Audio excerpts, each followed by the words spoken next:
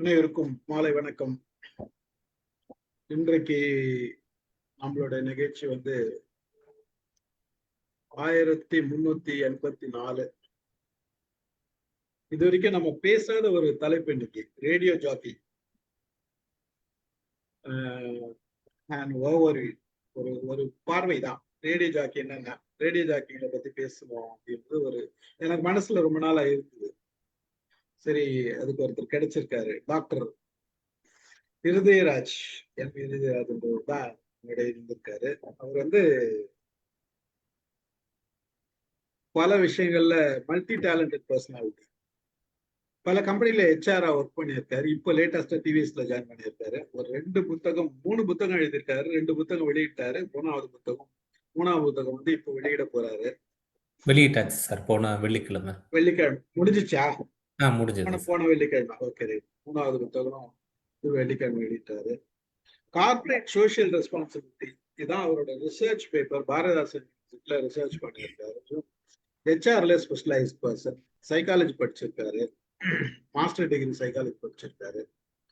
So அவர் multiple talented. ஒரு ஃப்ரீலான்சரா ரேடியோ ஜாக்கியா இருக்காரு. தூர்தர்ஷன் போவாரு.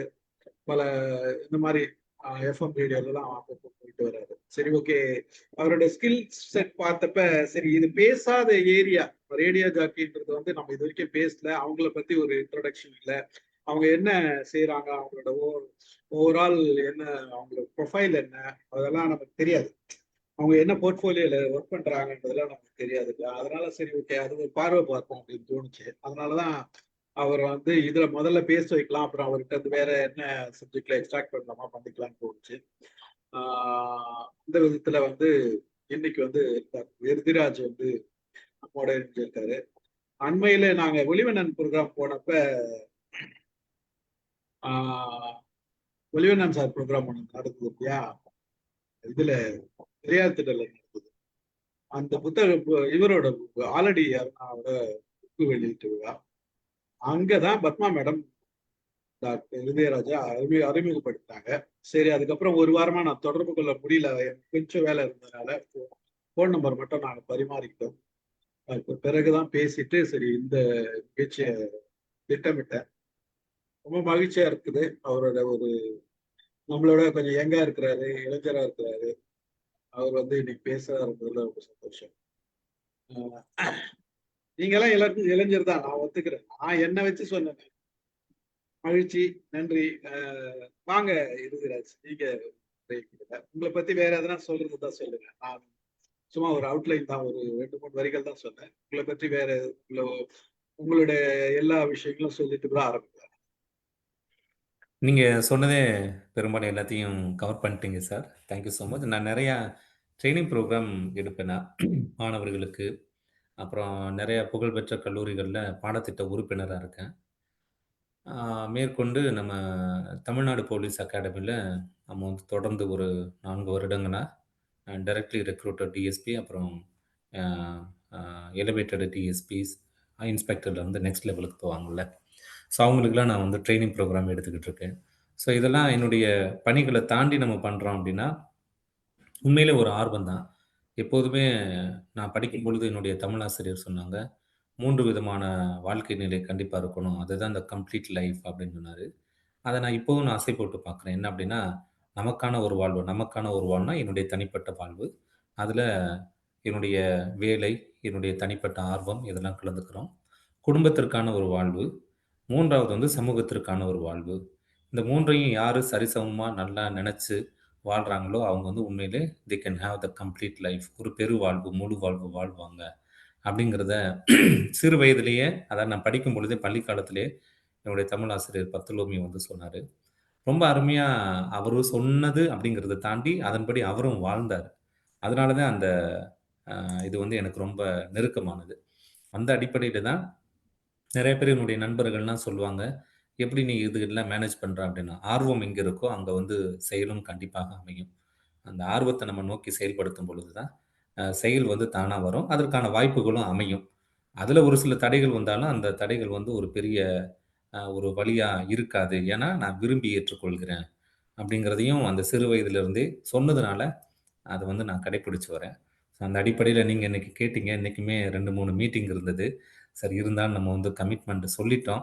அத கொஞ்சம் ஒதுக்கி வச்சுட்டு, சரி இத நம்ம முடிச்சுட்டு நம்ம வந்து கிளம்புவோம் அப்படிங்கிறதுக்காக தான் இது பண்ணேன். இது எல்லாமே நம்ம வந்து சிறு வயதில இருந்து கேட்டு பழக்கமான அந்த ஒரு நிகழ்வின் மூலமா தான் நம்ம வந்து வரோம். அந்த அடிப்படையில இந்த நிகழ்வுல உங்களோட இணையறதுல, அதுவும் பெரிய பெரிய ஆளுமைகள் நீங்க எல்லாருமே வந்திருக்கீங்க. வாழ்க்கையில அ எல்லாத்தையுமே அனுபவித்து, ருசித்து, ஒரு அனுபவத்தின் மேலே உள்ள ஒரு நபர்களா இருக்கக்கூடிய உங்களோட பேசுறதுல ரொம்ப மகிழ்ச்சி. அதே நேரத்தில சார் வந்து கேட்டாரு, "எந்த தலைப்புல நீங்க வந்து பேசப் போறீங்க?" அப்படின்னா, நான் சொன்னேன், "நெறைய தலைப்பு இருக்கு சார். எதுல நான் பேசணும்?" அப்படின்னு கேட்டேன். "இல்ல ரேடியோ ஜாக்கி அப்படிங்கிற தலைப்பு இதுவரை யாருமே எடுத்துக்கிறல. அத நீங்க எடுத்துக்கிட்டீங்க அப்படின்னா ரொம்ப நல்லாருக்கும்" அப்படின்னா. ஒரு ஊடகம் அப்படிங்கிறது நமக்கெல்லாம் இப்ப வந்து பல்வேறு வகையான ஊடகங்கள் வந்திருக்கு. சமூக ஊடகங்கள் அல்லது அச்சு, அ இப்படி நெறைய வந்திருக்கு. தூர்தர்ஷன் இருக்கும் பொழுது எனக்கு ஞாபகம் இருக்கு. கொட்டடிக்கிறதெல்லாம் போய் வரிசையா நின்று பார்த்துருக்கோம். மேளம் அடிக்கிறதெல்லாம் டிவில, "ஐயோ! எங்கள பார்க்க விட மாட்டாங்களா?" அப்படின்னு. ஆனா, அதனுடைய ஒரு மிகப்பெரிய ஒரு பாய்ச்சல், மிகப்பெரிய ஒரு அடுத்த நிலைக்கு அப்படின்னு பார்த்தோம்னா, சன் தொலைக்காட்சி வந்ததுக்கு பிறகு தான் அந்த தொலைக்காட்சியினுடைய ஒரு வீரியம் அதிகமானது. எல்லார் வீடுகளையும் வர ஆரம்பிச்சது. ஓ! தொலைக்காட்சி மேல இருந்த ஒரு மோகம் அடங்கி, இதுலயும் ஒரு சில இது இருக்கு. இதுலயும் நெறைய தகவல்கள் இருக்கு அப்படிங்கிறத உணர வச்ச வந்த ஒரு காலகட்டம். ஆ இப்படியெல்லாம் ஊடகங்கள் அப்படிங்கிறது காலந்தொட்டு மக்கள் மனசுல நெருங்கி இருக்கு. அப்படி பார்க்கும்போது, இந்த ரேடியோ ஜாக்கி அப்படிங்கிறது இன்னும் இருக்கா? இந்த ரேடியோவுல இன்னும் நெறைய பேர் கேட்கறாங்களா? அப்படிங்கிற மாரிலாம் நெறைய பேரு ஒரு சில கேள்விகள் கேட்கலாம். இருக்கு. இன்னும் இருக்கு. குறிப்பா பாட்டை மட்டுமே கேட்டுக்கொண்டு வேலை செய்யக்கூடிய நெறையா பேருக்கு, இந்த பாடல் தான் ஒரு மிகப்பெரிய அருமருந்தாக இருக்கு. இரவு நேரத்தில ஓட்டக்கூடிய ஓட்டுநர்களா இருக்கட்டும், அல்லது பாடல்களை கேட்டுக்கொண்டே நூல் வேலை செய்யக்கூடிய ஆட்களா இருக்கட்டும், ஏறக்குறைய ஒரு நிகழ்வு ஒரு ஒரு நிகழ்ச்சி போகுது அப்படின்னா, குறைந்தது 3 டூ 6 3 டூ 4 லட்சம் பேர் வந்து அந்த நிகழ்வ வந்து கேட்குறாங்க நிகழ்ச்சிய. அப்படின்னு இருக்கும்போது இன்னும் இருக்கு. அதாவது இதுவே தினந்தோறும் கேட்கக்கூடிய ஒரு கூட்டம். ஆனா, அந்த ஃப்ளோட்டிங் கூட்டம் அப்படிங்கிறது இன்னும் அதிகமாகும். 7,00,000 வர போகும். அந்த டிஆர்பி இதெல்லாம் பார்க்கும் பொழுது. ஸோ அப்படி பார்க்கும் பொழுது, நம்ம அந்த ஆல் இண்டியா ரேடியோவுல எஃப்எம் ரெயின்போ அப்படிங்கிறது அது ஒரு ரொம்ப இது. ஏன்னா, இந்த ஆல் இண்டியா ரேடியோவுல எஃப்எம் ரெயின்போ அப்படிங்கிறது பெரிய பெரிய ஆளுமைகள் அங்க வந்து பயிற்சி எடுத்துட்டுலாம் போயிருக்காங்க. இப்ப இருக்கக்கூடிய தனியார் ஊடகங்கள்ல நெறைய பேர் இங்கருந்து பயிற்சி எடுத்துட்டு போனவங்க தான். அந்த அளவுக்கு இதுல வந்து கற்றுக்கொள்ளக்கூடிய வாய்ப்புகள் அதிகமா இருக்கும். அ அந்த கற்றுக்கொள்ளக்கூடியது அப்படிங்கிறது டெக்னிக்கல் சைடு மட்டும் கிடையாது. தொழில்நுட்பம் மட்டும் கிடையாது. பேச்சு முறை மட்டும் கிடையாது. எல்லாமே. ஏன் அப்படின்னா, இப்ப மத்த பண்பலைக்கும், இங்க உள்ள பண்பலைக்கும் ஒரு வித்தியாசத்த நீங்க வந்து தெரிஞ்சுக்கிறலாம். என்னன்னா, அது வந்து டிஃபர்டு லைவா இருக்கும். மோஸ்ட்லி இல்ல அப்படின்னா ரெக்கார்டட் புரோகிராமா இருக்கும். ஆனா, ஆல் இண்டியா ரேடியோவுல, எஃப்எம் ரெயின்போல, விபிடில பார்த்தோம் அப்படின்னா, ஏறக்குறைய 90% நிகழ்ச்சிகள் வந்து பார்த்தோம்னா, ஆன் லைவ் தான். நம்ம இருமுனாலும் ஏர்ல போகும், தும்முனாலும் ஏர்ல போகும். எல்லாமே அப்படி இருக்கும். அப்படின்னு இருக்கும்போது நம்மளுடைய விழிப்புணர்வு அதிகமா இருக்கணும் அங்க. தேவையில்லாத கவனச்சிதறல் இல்லாம இருக்கணும் அப்படிங்கிறது முதல் இது வருது. இன்னொன்னு அங்க போடப்படக்கூடிய பாடல்கள் அனைத்துமே பார்த்தோம்னா, தயாரிப்பாளர்களோட ஒரு புரிந்துணர்வு ஒப்பந்தத்தோடு எடுத்த பாடல்களை மட்டும் தான் அங்க வந்து ஒளிபரப்பு செய்வாங்க. எல்லா பாடல்களையும் ஒளிபரப்பு செய்ய மாட்டாங்க. பாடல் நம்ம போட வேண்டிய ஒவ்வொரு பாடலையும் நம்ம வந்து எழுதணும். ஏன்னா, அது குறிப்பிட்ட அமௌண்ட் வந்து அந்த தயாரிப்பாளருக்கு வந்து போகும். அந்த பாடல எழுதணும். நாங்க தான் வந்து அ அந்த அட்வர்டைஸ்மென்ட் விளம்பரங்கள வந்து போடணும். அடுத்து என்ன பாடல் அப்படின்னு சொல்லிட்டு பேசிட்டே நாங்க எடுத்து வைக்கணும். இது எல்லாமே ஏறக்குறைய ஒரு 15 வகையான அ அ தொடர் நிகழ்வுகள ஒரே ஆளு தான் ஒரே நேரத்தில செய்யணும். ஆனா, இது தனியார் இதுல அப்படி கிடையாது. எல்லாமே ரெக்கார்டடா இருக்கும். பேசுறது மட்டும் தான் இவங்களுடைய வேலையா இருக்கும். தொழில்நுட்பம் தனியா இருக்கும். எழுதுறது தனியா இருப்பாங்க. இந்த பலவிதமான இது இருக்கும். அப்ப ஒரு 15 வகையான வேலைகள ஒரே நேரத்துல ஒரு நபர் வந்து செய்யும் பொழுது, அவருடைய மல்டி டேலண்ட் அப்படிங்கிறது இன்னும் அதிகமாகும். இந்த நியூரோ சிஸ்டம் அப்படிங்கிறது இன்னும் ஒரு விழிப்போட இருக்கும். அந்த அடிப்படையில தான் இந்த எஃப்எம் ரெயின்போல ஆ ஆ நான் வந்து 2007ல தேர்வானேன். 7ல தேர்வானதுக்கு பிறகு, அது தொடர்ந்து இருக்கிறதுக்கான முக்கியமான காரணம் இதுதான். அ மோஸ்ட்லி வந்து எங்களுக்கு அதிகமான ஒரு மாதத்துக்கு 6 நிகழ்வுகள் வந்து குடுப்பாங்க. அதுக்கு மேல வந்து குடுக்கக்கூடாது. ஏன்னா கான்ட்ராக்ட் அடிப்படையில. அ அப்படி 6 அப்படிங்கிறது ரொம்ப சுருங்கி அதனுடைய அ அந்த பந்தம் விட்டு போக்கூடாது அப்படிங்கிறதுக்காக மாதத்துக்கு 1 நிகழ்வு மட்டும் தான் இப்ப நான் வந்து பண்ணிக்கிட்டு இருக்கேன். இதெல்லாம் வந்து இந்த ஆல் இண்டியா ரேடியோ அதுக்கு நெருக்கமானது. எப்படியெல்லாம் அங்க வந்து நெறைய பேரு இருந்து, அ தன்னை வந்து பலப்படுத்தி, தன்னுடைய சிந்தனைகளை சீர்படுத்தி போயிருக்காங்க அப்படிங்கிறதுக்கு ஒரு மிகப்பெரிய உதாரணம் ஆல் இந்தியா ரேடியோன்னு சொல்லலாம். வைரமுத்து தொடங்கி, பெரிய பெரிய கவிஞர்கள் தொடங்கி, வைரமுத்து அவர்களுடைய மனைவி தொடங்கி, எல்லா பேருமே அங்க வந்து ஏறக்குறைய நம்ம ஆல் இந்தியா ரேடியோவுல, எஃப்எம் ரெயின்போல இருந்து பயிற்சி எடுத்துட்டு போனவங்களா தான் இருப்பாங்க. நீங்க ஒரு லிஸ்ட் எடுத்து பார்த்தீங்கன்னா, அதுக்குள்ள எல்லாருமே வந்துருவாங்க. தமிழ் சார்ந்து, அந்த தமிழ் பேச்சு சார்ந்து இருக்கக்கூடிய இன்னும் சொல்லப்போனா ஏறக்குறைய திரைப்படங்களில் இருக்கக்கூடிய அ அனைத்து அ 90% இணை இயக்குனர்கள், அப்ப அந்த காலகட்டத்தில இங்க இருந்துட்டு போயிருப்பாங்க. அதான் ஆர்ஜே இல்லாம இருந்தாலும் கூட, புரொடக்ஷன் அப்படின்னு சொல்லுவாங்க. அதுல வந்து வேலை பார்த்திருப்பாங்க. ஸோ ஏதோ ஒரு ஊடகத்தினுடைய ஒரு வாயிலாக இந்த ஒரு ஆல் இந்தியா ரேடியோ அப்படிங்கிறது நெறைய பேருக்கு இன்னும் இருந்துகிட்டு இருக்கு அப்படின்னு நினைக்கும்போது ரொம்ப சந்தோஷமா இருக்கு. இந்த ஆர்ஜே எனக்கு எப்படி நெருக்கமானது அப்படிங்கிறத நான் தொடர்ந்து நான் சொல்றேன்.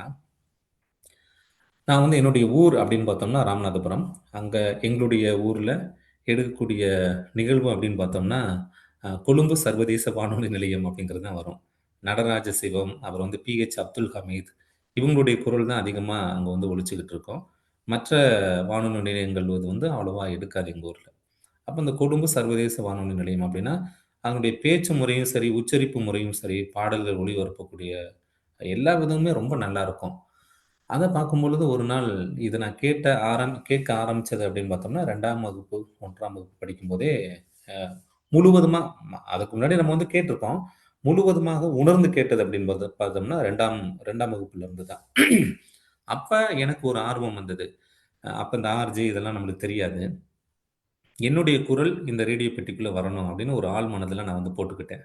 அது அந்த ஆழ் மனதில போட்ட எண்ணம் தான், ஒவ்வொரு காலகட்டங்களையும் நான் வந்து பள்ளி படிக்கும்போதும் சரி, கல்லூரி படிக்கும்போதும் சரி, அந்த ஆழ் மனதில நான் ரொம்ப விருப்பத்தோட போட்டதுனால, எல்லா நிகழ்வுகளையும், கலை நிகழ்ச்சிகள்ல எல்லாத்தையும் என்னை வந்து பங்கெடுக்க வைக்கிறதுக்கான ஒரு தூண்டுதலா, அந்த நான் ஆழ் மனதில போட்ட அந்த எண்ணம் தான் எனக்கு வந்து செயல்பட்டது. இதுல இன்னொன்னு நம்ம வந்து சொல்லியாகணும். என்ன அப்டின்னா, அந்த எல்லாத்துலயுமே ஒரு 3 விதமான பிரிவுகள் பிரிப்பாங்க. அது வந்து நம்மளுடைய வாழ்க்கைக்கு மட்டும் கிடையாது, எல்லாத்துக்குமே. ஹியரிங், லிசனிங் அண்ட் அசிமிலேஷன் அப்படின்னு 3ஆ பிரிப்பாங்க. ஹியரிங் அப்படிங்கிறது கேட்குறோம், போறோம் அவ்வளோதான். எந்த விதமான பாதிப்பையும் நமக்குள்ள ஏற்படுத்தாது. லிசனிங் அப்படிங்கிறது போகும், கொஞ்சம் உள்ளுக்குள்ள உட்காரும், ஏதோ ஒண்ணு செய்யும். ஆ ஒரு சில தேடுதல நம்மளுக்கு தரும். ஆனா, இந்த அசிமிலேஷன் சொல்லக்கூடிய இந்த 3வது ப்ராசஸ் தான் உள்ள போகும், செயல்படும். நம்மள வந்து ஒண்ணும் அதாவது இது அல்லது அது அப்படிங்கிறது ஏதாவது ஒண்ண பண்ண வச்சுரும். அந்த அளவுக்கு மனதுக்குள்ள ஆழமா உள்ள போய் உட்காருது அப்படின்னு பார்த்தோம்னா, நெறைய பேருக்கு இன்னும் விவசாயிகளுக்கு, அ நெறையா அ கிராமப்புறத்தில இருக்கக்கூடியவங்களுக்குனா, இந்த ஆல் இண்டியா ரேடியோ, எஃப்எம் இது அப்படிங்கிறது ரொம்ப ரொம்ப இன்னும் அவங்களுக்கு நெருக்கமா இருக்கு. நான் நெறைய நேரங்கள்ல பயிற்சி வகுப்புலாம் எடுக்கும்போது கேட்பேன்.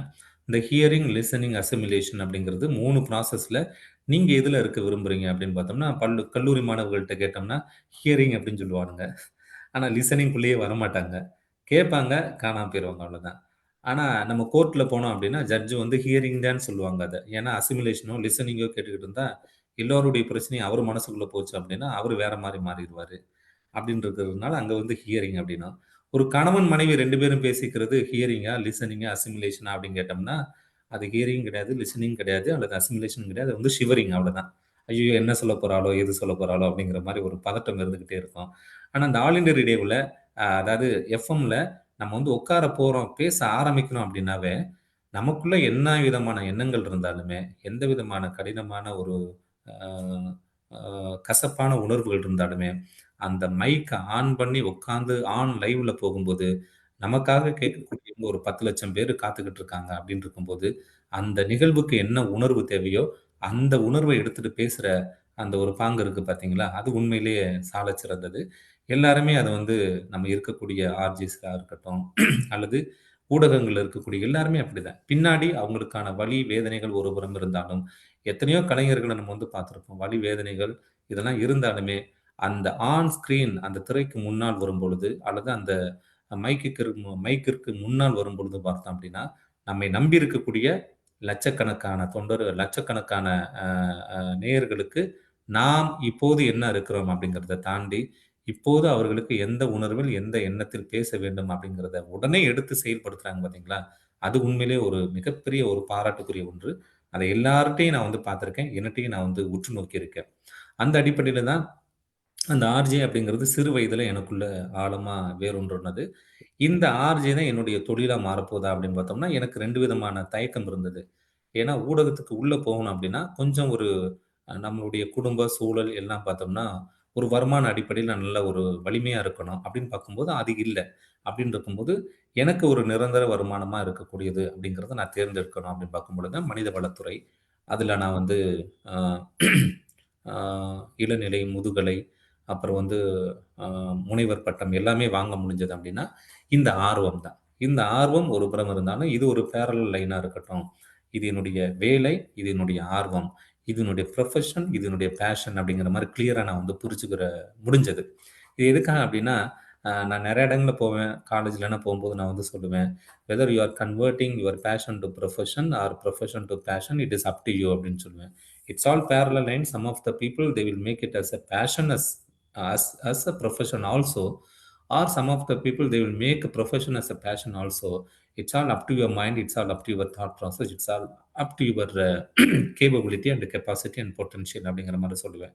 Whether you are converting uh, lover to wife or wife to lover, it is up to you அப்படிங்கிற மாரி சொல்லி முடிச்சிருப்பேன் நான். ஸோ இது எதுக்காக அப்படின்னா, இந்த பேஷன், ப்ரொஃபஷன் அப்படிங்கிறது எல்லாருக்குமே நெறைய மனசுல ஓடிக்கிட்டே இருக்கும். இத எடுக்கணுமா? அதை எடுக்கணுமா? இல்ல இத செய்யணுமா? இதுல மட்டுமே நான் வந்து கவனம் செலுத்தணுமா? அப்படின்னு. இருக்கக்கூடிய அந்த எஃப்எம்ல இருக்கக்கூடிய ஏறக்குறைய நெறைய பேர் அ அவங்களுடைய எண்ணங்கள் பார்த்தோம் அப்படின்னா, வேலை அப்படிங்கிறது ஒண்ணு இருக்கும். இது ஆர்வத்துக்காக இங்க வருவாங்க. இங்க எனக்கு காசு கிடைக்குதோ இல்லையோ, ஒரு மன திருப்திக்காக, மன ஆர்வத்துக்காக, மன சோர்வை போக்குவதற்காக நான் இங்க வரேன் அப்படின்னு நெறைய பேர் சொல்ல நான் கேள்விப்பட்டிருக்கேன். நானுமே அத வந்து நான் உணர்ந்திருக்கேன். அந்த அடிப்படையில தான் இந்த ரேடியோ ஜாக்கி அப்படிங்கிறது நெறைய பேருக்கு அவங்க மனதால உணர்ந்து செய்யக்கூடிய ஒரு வேலையா தான் இத நான் பார்க்குறேன். நான் ரேடியோ ஜாக்கியா உள்ள வரும்பொழுது, ஆ என்னுடைய இன்னொரு நண்பனும் வந்தாப்புல. ஏன்னா தொடக்க காலங்கள்ல இருந்து, கல்லூரி காலங்கள்ல இருந்து நாங்க 2 பேருமே ஒன்றா பயணிப்போம். இப்போதைக்கு அவர் வந்து தமிழ்நாடு, கேரளா 2க்குமே சேர்த்து ஆப்பிளோடைய விற்பனை மேலாளரா இருக்கிறாரு. சேல்ஸ் ஹெட்டா இருக்கிறாரு. அப்ப நாங்க 2 பேரும் பயணிக்கும் பொழுது, கல்லூரியிலயும் எந்த நிகழ்ச்சியா இருந்தாலும் ஒண்ணா போவோம். இங்கேயும் வருவோம். என்னோட கூட பயின்ற நெல்சன் சேவியர், சரவணன் இவங்க எல்லாருமே வெவ்வேறு ஊடகங்கள்ல இருக்காங்க. அதெல்லாம் வந்து வேலைய தாண்டி, இதுதான் என்னுடைய வேலை அப்படின்னு அவங்க முழுமையா நெனச்சு அந்த ஒரு ஊடகத்துக்குள்ள போயிட்டாங்க. நாங்கலாம் பார்த்தோம் அப்படின்னா, வேலை அடிப்படையில இது என்னுடைய மார்க்கெட்டிங் துறை, இது என்னுடைய மனித வளத்துறை அப்படிங்கிற மாரி நாங்க பிரிச்சுக்கிட்டோம். அது வந்து பேஷனா எடுத்துக்கிட்டோம் அவ்வளதான். ஸோ அங்க நான் வரும்பொழுது ஏறக்குறைய அ நெறைய வழக்கறிஞர்கள், திரைப்பட இணை இயக்குனர்கள் அல்லது வருங்காலம் என்ன அப்படின்னு தெரியாமலே ஒரு சிலவங்கலாம் வந்து, இப்போதைக்கு இது இருந்தா போதும் அப்படின்னு வந்து சேர்ந்த நெறைய பேர்லாம் இருப்பாங்க. ஸோ இதுக்கெல்லாம் ஒரு மையப்புள்ளியாக இருந்தது அப்படின்னு பார்த்தோம்னா, ஆல் இண்டியா ரேடியோ தான். எஃப்எம் ரெயின்போ தான். ஏறக்குறைய இப்போதைக்கு ஒரு 60 ஆர்ஜேஸ் இருப்பாங்க. ஏன்னா, ஒவ்வொரு ஸ்லாட்டுக்கும் வந்து 2 ஆர்ஜே வருவாங்க. அப்படின்னு பார்க்கும்பொழுது, ஒரு ஆளுக்கு 5 அல்லது 6 அ டியூட்டி மட்டும் தான் போடுவாங்க. அப்படின்னு இருக்கும்போது 60, 70 பேர் இருப்பாங்க.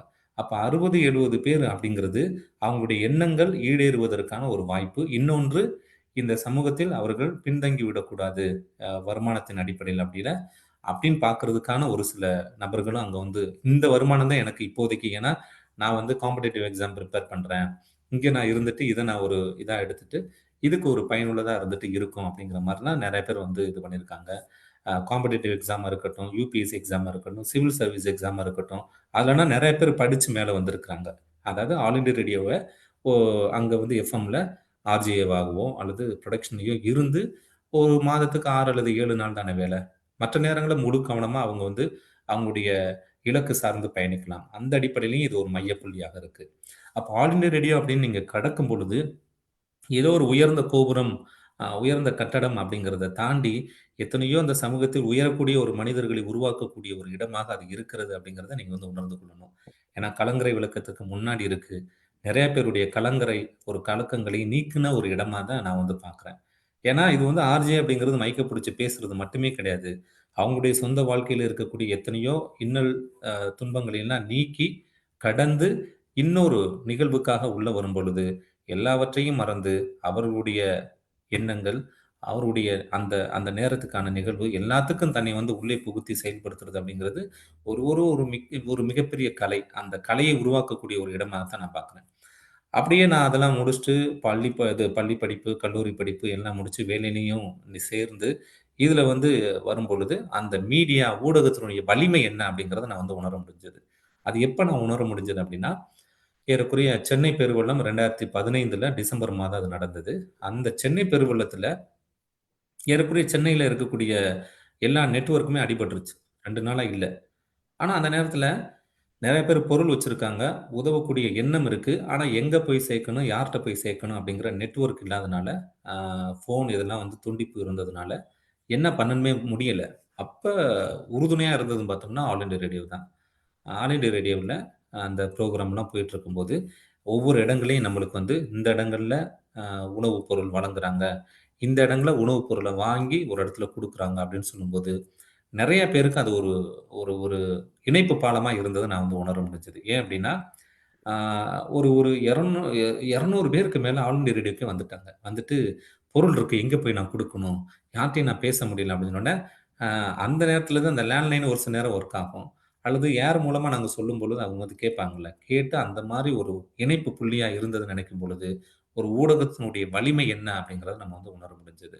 ஸோ அந்த நேரத்துல தான் ஏறக்குறைய எனக்கு தெரிஞ்சு ஒரு 50 பேர் வந்து நேரடியா மறுபடி இதெல்லாம் சரியான ஒரு பாடு எனக்கு கால் பண்ணி, ஏன்னா அந்த நேரத்துல நான் தான் புரோகிராம் அங்க நான் பண்ணிட்டு இருந்தேனா. அப்ப அவங்க சொன்னாங்க, இந்த மாரி ஆல் இண்டியா ரேடியோ எங்களுக்கு உதவுனது. இந்த எஃப்எம் ரெயின்போ பண்பலை எங்களுக்கு உதவுனது. அதன் மூலமா நாங்க பயன்பெற்றோம். அதன் மூலமா நாங்க பயனாளர்கள நேர தேடி நாங்க கண்டுபிடிக்கிறதுக்கான ஒரு வாய்ப்பா இருந்தது. இணைப்பு பாலமா இருந்தது அப்படின்னு சொல்லும்போது, ஒரு ஊடகம் எவ்வளவு வலிமையானது. அது எந்த அளவு மக்களுக்கு தேவைகளையே வந்து சரி செய்து கொடுக்கக்கூடிய ஒரு இடத்தில் இருக்கிறது அப்படிங்கிறத வந்து உணர முடிஞ்சது. இன்னும் தாண்டி ஒரு ஊடகம் அப்படிங்கிறது ஒரு பொறுப்பான ஒரு நிலையில இருக்கணும் அப்படிங்கிறதையும் உணர முடிஞ்சது. ஏன்னா, ஆல் இண்டியா ரேடியோல, எஃப்எம் ரெயின்போல இதெல்லாம் பேசலாம் அப்படிங்கிறத தாண்டி, இதெல்லாம் பேசக்கூடாது அப்படிங்கிற லிஸ்ட் தான் அதிகமா இருக்கும். டூஸ விட டோன்ட்ஸ் தான் அதிகமா இருக்கும். என்னன்னா, அண்டை நாட்டு அ தலைவர்கள பத்தி தவறா பேசிறக்கூடாது. அரசியல் கட்சிகள பத்தி எதுவும் பேசிறக்கூடாது. இப்படி நெறைய இருக்கும். டோன்ட்ஸ் அதாவது செய்யக்கூடாதவை அப்படிங்கிறது அதிகமான ஒரு லிஸ்ட்டா இருக்கும். அதையெல்லாம் தாண்டி நம்ம பேசுறோம் அப்படின்னா, அப்ப எந்த அளவுக்கு நம்ம வந்து ஒரு பண்பட்ட, அதே நேரத்தில ஒரு விழிப்போட ஒரு இருக்கணும் அப்படிங்கிறத, அந்த சூழல் எனக்கு உணர்த்திக் குடுத்தது. இது வந்து பார்க்கக்கூடிய வேலையாக மட்டுமே கிடையாது. என்னுடைய வாழ்க்கையிலயும் நான் வந்து புகுத்தி பார்த்து, இது இப்படியெல்லாம் சரி பண்ணலாம். இந்த வகையில நம்ம வந்து அ இதெல்லாம் புகுத்தி நம்ம வாழ்க்கையில கடைப்பிடித்தோம் அப்படின்னா, அ வேலை அடிப்படையில மட்டும் கிடையாது. என்னுடைய சொந்த வாழ்க்கையிலயும், என்னுடைய குடும்ப வாழ்க்கையிலும் நான் வந்து உயரலாம் அப்படிங்கிற ஒரு ஒழுங்கையும், ஒரு நேர்மையையும், ஒரு பொறுப்புணர்வும் எனக்கு தந்தது அப்படின்னு பார்த்தோம்னா, இந்த ஆல் இண்டியா ரேடியோ. ஸோ அப்படி பார்க்கும்பொழுது, பணியிடங்கள் அப்படிங்கிறது நீங்க வேலை பார்க்கக்கூடிய ஒவ்வொரு இடங்களும் உங்களுக்கு ஒரு படிப்பினையை தரும், ஒரு புரிதலை தரும், ஒரு ஆனந்தத்தை தரும், ஒரு இன்பத்தை தரும், ஒரு சில கசப்புகளையும் தரும் அப்படின்னு பார்க்கும் பொழுது, மீடியா அப்படிங்கிறது இது எல்லாவற்றையும் தாண்டி புகழையும் சேர்த்து தரும் அவ்வளோதான். ஆ இப்ப நீங்க வேலை பார்க்குற இடத்துல பொருள், இன்பம் இப்படிங்கலாம் ஒரு புறம் இருந்தாலும், இந்த மீடியா ஊடகம்ங்கிறது புகழ் வெளிச்சம் எளிதாக படக்கூடிய ஒன்று. அப்படின்னு பார்க்கும்பொழுது, அந்த புகழ் வெளிச்சம் எல்லாருக்கும் எளிதா வந்துருமான்னு பார்த்தோம்னா, யாரெல்லாம் அத சரியாக அந்த நிகழ்வுகளை சேர்த்து செய்றார்களோ அவர்களுக்கு வரும். ஏன்னா, நான் என்னுடைய பேச்சு, என்னுடைய செயல்பாடு இதெல்லாம் பார்த்துட்டு எனக்கு வந்து தனியா ஒரு ப்ரோகிராம் குடுத்தாங்க. சடுகுடு அப்படின்னும். அந்த சடுகுடு அப்படிங்கிறது கேள்விகள நான் கேட்பேன். கேள்விகள கேட்கும்பொழுது, அந்த கேள்வி ஒண்ணா இருக்கும். அந்த கேள்விக்கு இதுதான் பதில் கிடையாது. இதுவும் பதிலா இருக்கலாம் அப்படிங்கிற மாரிலாம் ஒரு சில கேள்விகள் இருக்கும். ஒரு உதாரணத்துக்கு பார்த்தோம் அப்படின்னா, காவிரி ஆறு எதுல தொடங்குது அப்படின்னு கேட்டோம்னா, நெறைய பேர் குடகுமலையில தொடங்குது, அங்க தொடங்குது, இங்க தொடங்குதுன்னு சொல்லுவாங்க. காவிரி ஆறு கால்ல தான் தொடங்குது அப்படின்னு சொல்லலாம். இது ஒரு பதிலா இருக்கும். அப்புறம் ஒரு சில கேள்விகள்லாம் பார்த்தோம்னா, ஆப்பிரிக்காவுல இருக்க ஒரு பொண்ணும், அமெரிக்காவுல இருக்கிற ஒரு பையனும் சேர்ந்து லவ் பண்ணி ஒரு மேரேஜ் பண்ணிக்கிறாங்க. அவங்களுக்கு ஒரு குழந்தை பிறக்குது. அந்த குழந்தைக்கு என்ன பல்லு பல்லு வந்து என்ன கலர்ல இருக்கும் அப்படின்னு கேட்டோம்னா, நம்ம பொதுவான பதில் என்ன இருக்கும்? வெள்ள கலர்ல இருக்கும் அப்படின்னு சொல்லுவோம். ஆனா பிறக்கிற குழந்தைக்கு பல்லு இருக்காது அப்படிங்கிற ஒரு பதிலா வரும். ஸோ இந்த மாரி கேள்விகள் இதுதான். ஆனா பதில் எப்படி வேணாலும் இருக்கலாம். அந்த பதில் இந்த கேள்விக்கு ஒத்து போகக்கூடியதா இருக்கும்போது, நெறைய பேர் உண்மையிலேயே ஆச்சரியப்பட்டாங்க. இதே மாரி ஏறக்குறைய ஒரு 200 கேள்விகள தொகுத்து நான் வந்து கேட்டேன். பிரெயின் ஸ்டார்மிங் அப்படிங்கிறதுல இருந்து எடுத்து, அந்த கேள்விகள்லாம் கேட்கும்போது, எனக்குமே சரி, ஒரு கேள்வி ஒண்ணு தான். ஆனா பதில் எத்தன வேணுமானாலும் இருக்கலாம். இப்ப 4+3 7 தான். 6+1 7 தான். அ 8-1 7 தான். அப்படின்னு இருக்கும்போது, விடை ஒன்றா இருந்தாலும், அதை அடையக்கூடிய வழிகள் அப்படிங்கிறது பல்வேறு வழிகள்ல வரலாம். அதே போல தான் அப்படின்னு சொல்லிட்டு தான் இந்த சடுகுடு கேம வந்து நான் வந்து சொல்லும்போது, நெறைய பேர் அதனுடைய வாழ்வியல் சார்ந்தும் ஒரு சில நடைமுறை சார்ந்தும் கேட்கப்பட்ட கேள்வினால ரொம்ப ஆச்சரியப்பட்டாங்க. மோஸ்ட்லி ஆல் இண்டியா ரேடியோல அப்படி தனிப்பட்ட ப்ரோகிராம் யாருக்கும் குடுக்க மாட்டாங்க. ஆனா, சிறப்பாக செய்யக்கூடிய ஒரு சிலருக்கு மட்டும் குடுத்தாங்க அப்படின்னு பார்க்கும் பொழுது, நம்மளுடைய பணி சரியாக இருக்கும் பொழுது, அதை உணர்ந்து ஆர்வத்தோடு செய்யும் பொழுது, நமக்கான அங்கீகாரம், நமக்கான அடையாளம், நமக்கான புகழ் அப்படிங்கிறது வரும். அதுல தடை இருக்கலாம். ஆனா, எப்பாவது கண்டிப்பா வந்து தான் சேரும் அப்படிங்கிறத நான் வந்து உணர முடிஞ்சது. ஆ அந்த அடிப்படையில தான் இந்த பணிய வந்து நான் வந்து இன்னும் ஒரு மன ஆர்வத்தோட, நெஞ்சார்ந்த எண்ணத்தோட செஞ்சுகிட்டு இருக்கேன் அப்படின்னு பார்க்கும் பொழுது, ரொம்ப மகிழ்ச்சியா இருக்கு. இந்த ஒரு நிகழ்வுல என்னை கூப்பிட்டு பேச வச்சதுமே ரொம்ப ரொம்ப நெஞ்சுக்கு நெருக்கமான ஒரு நிகழ்வாக நான் வந்து நினைக்கிறேன். இத்தனை பேருடைய ஆளுமைகளோட வந்து பேசும்பொழுது, நீங்களுமே எப்பாவது கேட்டுருக்கலாம் ஆல் இண்டியா ரேடியோல புரோகிராம். என்னுடைய புரோகிராம் இல்ல. பொதுவான புரோகிராம நீங்க வந்து கேட்டுருக்கலாம். அப்படி பார்க்கும்போது, ஆ ஆல் இண்டியா ரேடியோ ஃப்ரீக்வன்சிக்கும் மத்த ஃப்ரீக்வன்சிக்கும் கொஞ்சம் வித்தியாசம் இருக்கும். இதுல வந்து அதிகமா விளம்பரம் இருக்காது. முறைப்படியான பாட்டு, கரெக்ட்டா யாரு பாடுனா, என்ன பாடுனா அப்படிங்கிறது வரும். ஸோ இதெல்லாம் ஒரு பொறுப்புணர்வு, இதெல்லாம் ஒரு இத வந்து மற்றவங்களும் கற்றுக்கொள்ளணும் மத்த எஃப்எம்மும் அப்படிங்கிறது. ஏன்னா, யாரோ ஒருத்தர் பாடல் எழுதுனாரு, யாரோ ஒருத்தர் இசையமைக்கிறார் அப்படின்னா, அவங்களுக்கான அங்கீகாரத்த குடுக்கணும்ல. இவங்க தான் எழுதுனாங்க, இவங்க தான் பாடுனாங்க. இப்ப வருது ஒரு பாட்டு கேளுங்க அப்படின்னா, அப்ப அந்த கஷ்டப்பட்டு எழுதின அவருக்கு ஒரு அங்கீகாரம், அவங்களுக்கான ஒரு புகழ் வெளிச்சம் அப்படிங்கிறது, அ அதாவது முதல் முறையா கேட்கிறவங்களுக்கு அந்த ஒரு பாடல, இதெல்லாம் சரியாகும் அப்படிங்கிறது என்னுடைய கருத்து. இதையெல்லாம் தாண்டி ஏன் ஊடகம் எப்போதும் மக்கள் மனதில ரொம்ப நெருக்கமான ஒரு இடத்த தொடுது அப்படின்னா, அது வந்து உணர்வு சார்ந்து செயல்படக்கூடிய ஒன்று. ஏன் அப்டின்னா, நான் ஏதோ ஒரு சோகத்துல இருக்கேன்னா, அந்த நேரத்துல பார்த்து ஒரு பாட்ட போடுவேன். அந்த பாடல் அந்த சூழ்நிலைக்கோடும், நம்முடைய எண்ண உணர்வுகளோடும் ஒன்றி போகும் அப்டின்னு இருக்கும்போது, அது வந்து ஒரு நெருக்கமா மாறும். யாரோ ஒருத்தர் நம்மளுடைய சூழல் தெரிஞ்சு பேசுறாங்களே! அப்டின்னு இருக்கும்போது, அந்த உணர்வுகள் ஒன்றி போய் வர்றதுனால தான், ஊடகங்கள் இன்னும் மக்கள் மனதோட நெருங்கி இருக்கு. இப்படிப்பட்ட ஒரு ஊடகம் வந்து, ஒரு சமூக பொறுப்புணர்வோடும், மக்களுடைய உணர்வுகளை இன்னும் இன்னும் நெறிப்படுத்தக்கூடிய, சரிப்படுத்தக்கூடிய ஒரு நிலையில் இருந்தது அப்டின்னா, அது நன்றாக இருக்கும் அப்படிங்கிறத அடிப்படையில தான் இன்றைய இந்த ஆர்ஜே ஓவர் வியூ அப்படிங்கிற ஒரு நிகழ்வுல பேச வைத்திருக்காங்க சாரு. அதுக்காக கோடான கோடி நன்றி. இன்னும் வேற ஏதாவது கலந்துரையாடல் மூலமா பேசலாம், கேட்கலாம் அப்படின்னா, அதற்கான நேரத்த நான் குடுத்து, இதுவரை நான் பேசுனதோட என்னுடைய கருத்த நான் நிறுத்திக்கிறேன். அதுக்கப்புறம் நீங்க ஏதாவது கேள்விகள் கேட்டீங்க அப்படின்னா, கலந்துரையாடல நம்ம வச்சுக்கலாம். ஒரு கைதட்டலாம்.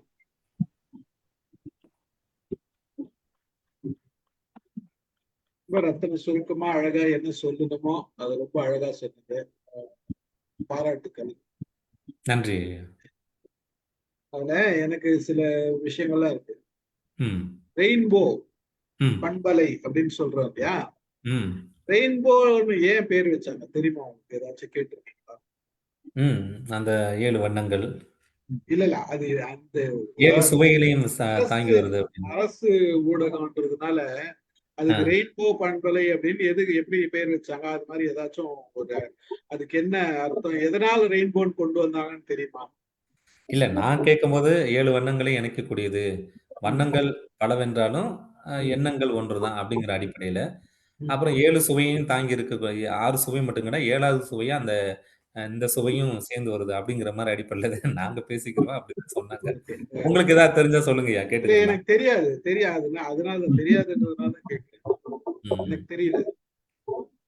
இல்ல ஆ, இதுதான் காரணமா சொல்லுவாங்க. சரிங்க, சரிங்க. ரொம்ப மகிழ்ச்சி. அதுல அடுத்தது வந்து இப்ப இதுல வந்து என்னென்ன ப்ரொஃபஷன் இப்ப அங்க இருப்பாங்க. இப்ப ஆர்ஜேன்னு ஒருத்தர் இருக்கீங்க, ப்ரொடக்ஷன் ஒருத்தர் இருக்கீங்கன்னு சொன்னீங்க. ம். வேற என்னென்ன அதாவது அதுக்கு வந்து அங்க அது நான் சொல்ல நெனச்சேன். சரி யாராவது கேட்பீங்க அப்படிங்கிறதுக்காக விட்டேன்.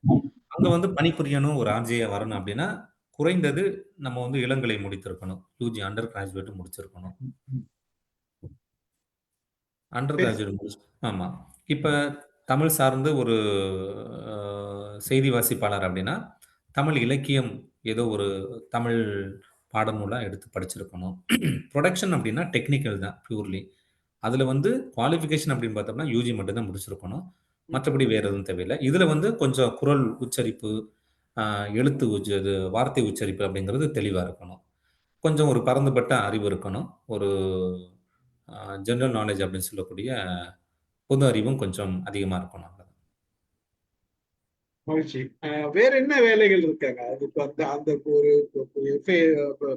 இதுன்னா ஊடகம்னா ஊடகத்துல ரேடியோ வந்து தனி வருது இல்லையா? அங்க ம். வேற என்ன இப்போ ஆர்ஜே தவிர ப்ரொடக்ஷன் தவிர வேற என்ன வேலை? கன்டென்ட் ரைட்டிங் இருக்கும் சார். சொல்லுங்க. கன்டென்ட் ரைட்டிங் இருக்கும். அதாவது கண்டென்ட் ஆர்ஜே அப்படிங்கிறது பொதுவா ஒரு ஒரு எல்லாருக்கும் தெரியக்கூடிய ஒரு புகழ்பெற்ற ஒரு வேலையா இருக்கும். ரைட்டிங். ஆனா, அதற்கு பின்னாடி பார்த்தோம்னா, புரொடக்ஷன் இருக்கும், எடிட்டிங் இருக்கும், ம். அப்புறம் வந்து மிக்ஸிங் இருக்கும், ம். அதுக்கப்புறம் கன்டென்ட் ரைட்டிங் இருக்கும். ம். ம். ஸோ இதெல்லாம் இருக்கக்கூடிய ஒன்று. இவங்களுக்கெல்லாம் இன்சார்ஜ் என்ன மேனேஜரா என்ன போஸ்ட்? இவங்களுக்கெல்லாம் இல்ல, இவங்கலாம் வந்து கான்ட்ராக்ட் அடிப்படையில வருவாங்க. ஓகே. இவங்களுக்கு வந்து ஒரு குறிப்பிட்ட அ வருடங்களுக்கு அதிகமா வேலை பார்த்தாங்க அப்படின்னா, ஸ்டாஃப் செலக்ஷன் கமிஷன் மூலமா ஒரு சில எக்ஸாம் வரும். அதுல எழுதுனாங்க அப்படின்னா, இவங்களுக்கு வந்து கொஞ்சம் பிரெஃபரன்ஸ் குடுப்பாங்க. முன்னுரிமை குடுப்பாங்க. இல்ல உங்கள எல்லாருக்கும் ஒரு மேனேஜ் பண்ற அது பொசிஷனுக்கு வந்து என்ன? பெக்ஸ்ன்னு சொல்லுவாங்க. புரோகிராம் எக்ஸிக்யூட்டிவ் அப்படின்னு சொல்லுவாங்க. ரைட். ஓகே. ஸோ அவங்களுக்கு வந்து நம்ம ஒரு ஒரு ஒரு நிகழ்ச்சி நம்ம வந்து பேசுறோம் அப்படின்னா, அந்த நிகழ்ச்சி சரியா போகுதா அப்படிங்கிறத கண்காணிக்கிறதுக்கு ஒரு டியூட்டி ஆஃபீசர் இருப்பாரு. ம். அத தாண்டி மேலன்னு பார்த்தோம்னா, இந்த புரோகிராம் இது சரியா போகணும். இதுக்கு இவங்களுக்கு குடுக்கணும் அப்படிங்கிற மாரி, அந்த நிகழ்ச்சி தொகுப்பாளர் அப்படிங்கிறதுக்கு நிகழ்ச்சி அ அமைப்பாளர் அப்படின்னு சொல்லுவாங்க. தொகுப்பாளர் இல்ல. தொகுப்பாளர்ங்கிறது ஆர்ஜேக்கு வரும். ஆர்ஜே. அமைப்பாளர் அப்படிங்கிறது புரோகிராம் எக்ஸிக்யூட்டிவ் அவருக்கு வரும். அவரு இத வந்து கண்காணிப்பாரு. ஸோ இங்க வந்து ஒரு பலதரப்பட்ட கண்காணிப்பு அப்படிங்கிறது தொடர்ச்சியா இருக்கும். ஒரு நிகழ்வ நான் சொல்லிக்கிறேன்னா, ஒரு முறை நான் வந்து தேன் கிண்ணம் அப்படின்னு ஒரு 11 மணிக்கு நிகழ்ச்சி நான் வந்து தொகுத்து குடுத்துக்கிட்டு இருந்தேன். அப்ப என்னன்னா, பழைய பாடல்கள், ரொம்ப பழைய பாடல்கள் கிடையாது. ஒரு 70லிருந்து 80ல வந்த பாடல்கள அப்படியே தொகுத்து நம்ம வந்து போட்டுட்டு இருப்போம். அதுக்கான ஒவ்வொரு பாடல்களுக்கும் ஏதாவது ஒரு வர்ணனை, 2, 3 வரிகள்ல சொல்லிட்டு, நம்ம வந்து இது பண்ணுவோம். அப்படின்னு இருக்கும்போது, இசைஞானி இளையராஜா அவர்களுடைய பாடல்கள் எப்பொழுதுமே பலருக்கு தூக்க மாத்திரையாகவும், ஊக்க மாத்திரையாகவும் இருக்கிறது அப்படிங்கிற மாரி சொல்லி ஒரு பாடல நான் வந்து அ ஒளிபரப்புனேன். பாடல் முடிஞ்ச உடனே எனக்கு ஒரு ஃபோன் கால். எனக்குன்னா எனக்கு வரல. டியூட்டி ஆஃபீஸ்க்கு வந்தது. அந்த பையன் கூப்பிடுங்க அப்படின்னு சொன்னோனே, எங்களுக்கு இந்த 10 மணிக்கு மேல, இதுக்கு மேல டியூட்டி ஆஃபீஸ்ல இருந்து கால் அப்படின்னா கொஞ்சம் பதட்டமாகும். என்ன அப்படின்னா, நம்ம ஏதோ தப்பு பண்ணிட்டோம் போல, கூப்பிடுறாங்க போல அப்படின்னு நெனச்சுட்டு, டியூட்டி ஆஃபீஸ்க்கு நான் போனேன் நான். வாங்க ஒருத்தர் வெயிட் பண்ணிட்டு இருக்காரு அப்படின்னு. ஃபோன எடுத்தேன். எடுத்தோனே பார்த்தோம் அப்படின்னா, "தம்பி ரொம்ப அருமையா பண்ணிட்டு இருக்கீங்க. நல்லா இருக்கு. சிறப்பா பண்றீங்க. வாழ்த்துக்கள்" அப்படின்னு சொன்னாரு. பேசுனது யாருன்னா எஸ்பிபி. வாவ்! ஆ. ஆனா, ஏன் நான் இத சொல்றேன் அப்டின்னா, எஸ்பிபி ஏன் நான் சொல்றேன் அப்டின்னா, அவர் அன்னைக்கு பேசினார்ல, அதுக்கு முன்னாடி 1 வாரத்துக்கு முன்னாடி தான் அவருக்கும் இளையராஜாவுக்கும் பயங்கரமான ஒரு வாக்குவாதம். இவரு நோட்டீஸ் அனுப்புனாரு. ஒரு ஒரு ஒரு ஒரு அவர் மேல பிரச்சனை ஒரு போயிட்டு.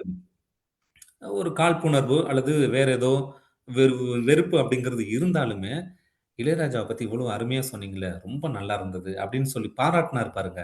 அதுதான் அந்த எஸ்பிபிய தான் பிடிச்சிருந்தது. பாராட்டுக்கள், பாராட்டுக்கள். உண்மை. அது ம். சில ஒரு சில விஷயங்கள் வந்து ஒருத்தருக்கு ஒரு மிகப்பெரிய தாக்கத்த தான் அது அந்த சூழல், அந்த நேரம். ஆ. அருமை, அருமை, அருமை. இப்ப 2வது நீங்க இன்னொன்னு சொன்னது நெறைய பேரு இன்னொன்னு நான் கத்துக்கிட்டேன். "சார் அ எப்படி சார் கால் பண்ணி நீங்க பேசணும்னு தோணுச்சு?" அப்படின்னு கேட்டேன். "பாராட்டணும்னா சொல்லிறணும்பா. மனசுக்குள்ளேயே சொல்லிட்டுலாம் போக்கூடாதுப்பா" அப்படின்னு சொன்னாரு. நெறைய பேர் நம்ம பண்ற ஒரு தவறு என்னன்னா, இப்ப நீங்க இருக்கிறீங்க, நல்லா பேசுறீங்க அப்படின்னா, மனசுக்குள்ளேயே நம்ம பாராட்டிட்டு போயிருவோம். அப்படிதான் போல" அப்படின்னா. "மனம் விட்டு பேசிட்டு சொல்லிட்டு போப்பா. அவருக்கு இன்னும் ஒரு உற்சாகமா இருக்கும்" அப்படின்னு சொன்னாரு. அதுவும் நான் அந்த அன்னைக்கு அவர்ட்டமிருந்து கற்றுக்கொண்ட ஒன்று. அருமை, அருமை. பாராட்டுக்கள். ஆ இதுல இன்னொரு விஷயம் என்னன்னா, நானே பேசிட்டு இருக்கேன்னு எல்லாரும் திட்ட போறாங்க.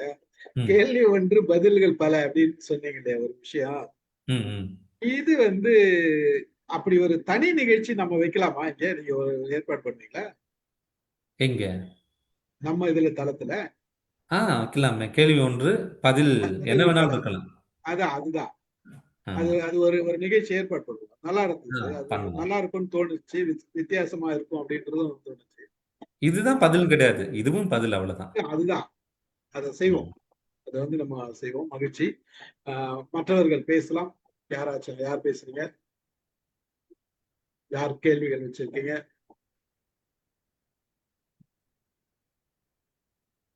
யார் பேசுறீங்க? சொல்லுங்க. கடகடன்னு சொல்லுங்க. Vasanth sir madam. Vasanth madam வாங்க. ஓகே. சார் ரொம்ப ரொம்ப நல்லா இருந்துச்சு. முதல்ல நன்றி. அ எக்ஸலன்ட் ஸ்பீச்சு. உங்களுடைய ம். தன்னடக்கம் எனக்கு ரொம்ப நான் அட்மையர் பண்ணேன். அ தேங்க் யூ. இவ்வளவு ஆமா, இவ்வளவு நீங்க வந்து அந்த தொழில நீங்க ரொம்ப விரும்புனதுனால தான் உங்களால இவ்வளவு என்ஜாய் பண்ணி அத பண்ண முடியுது. அது ம். நல்லா தெரியுது. அதுக்கு டைம் மேனேஜ்மென்ட், டிசிப்ளின் அப்புறம் வந்து நெறைய நாலேட்ஜ் வேணும். ஏன்னா வந்து என்ன வேணா கொஸ்டின் கேட்பாங்க. அதுக்கு நம்ம சரியா சொல்லணும்ல பதில். இல்லாட்டி ம். அது ஒளிபரப்பாயிரும். ஆ ஆமா. நம்ம அதுக்கப்புறம் எடிட் பண்றத விட அது ஒளிபரப்பாயிடும். அதுக்கு அப்போ வந்து நமக்கு வந்து எவ்வளோ நாலேட்ஜ் வேணும், அத எப்படி டேக்கிள் பண்ணணும், அவங்களோட கேள்விய வந்து நம்ம ரொம்பவே மனசு கஷ்டப்படாமயும் பதில் சொல்லணும். எனக்கு ம். வந்து இந்த ராமன் தேடிய சீதைன்னு ஒரு படம் பார்த்தேன். அதுல வந்து ஆமா. ஒரு ஆர்ஜே வருவாரு. ஆமா. கண்ணு தெரியாத இருப்பாரு. பசுபதி. ஆ? ஆமா. பசுபதி அதுல நடிச்சிருப்பாரு. ஆமாங்க, ஆமாங்க, ஆமாங்க. அந்த அந்த தான் ஞாபகம் வந்துச்சு. உங்க இத பார்த்தோனே இன்னைக்கு அப்படிதான் இருக்குன்ட்டு. ஆனா உங்க லெவல் வந்து இது வேறையா இருக்கு. உங்க லெவல் வந்து நீங்க வந்து ஆல் இண்டியா ரேடியோ பத்தி சொன்னதோ, மத்தபடி அந்த எழுத்து நீங்க வந்து எப்படி எடிட்டிங் இருக்கும், என்னெல்லாம் அதுல இருக்கும் அப்படிங்கிறத சொல்லும்போது தான் நமக்கு வெறும் பாட்ட கேட்டுட்டு சொல்றது இல்ல இது. இது நெறைய உள்ள விஷயம் இருக்கு அப்படின்னு எங்களுக்கு தெரிஞ்சது. ரொம்பவே ம். நல்லா இருந்துச்சு சார். ரொம்ப ரொம்ப தேங்க்ஸு. பாராட்டுக்கள். ரொம்ப நல்லா நன்றிம்மா. மகிழ்ச்சி மகிழ்ச்சி. நன்றி மேடம். தாமரை வாங்க. சார் வணக்கம். அனைவருக்கும் வணக்கம். இன்னைக்கு செஷன் வந்து ரொம்ப இன்ட்ரெஸ்டிங்கா இருந்தது. அதனால தான் நானும் கூட ஜாயின் பண்ணேன்.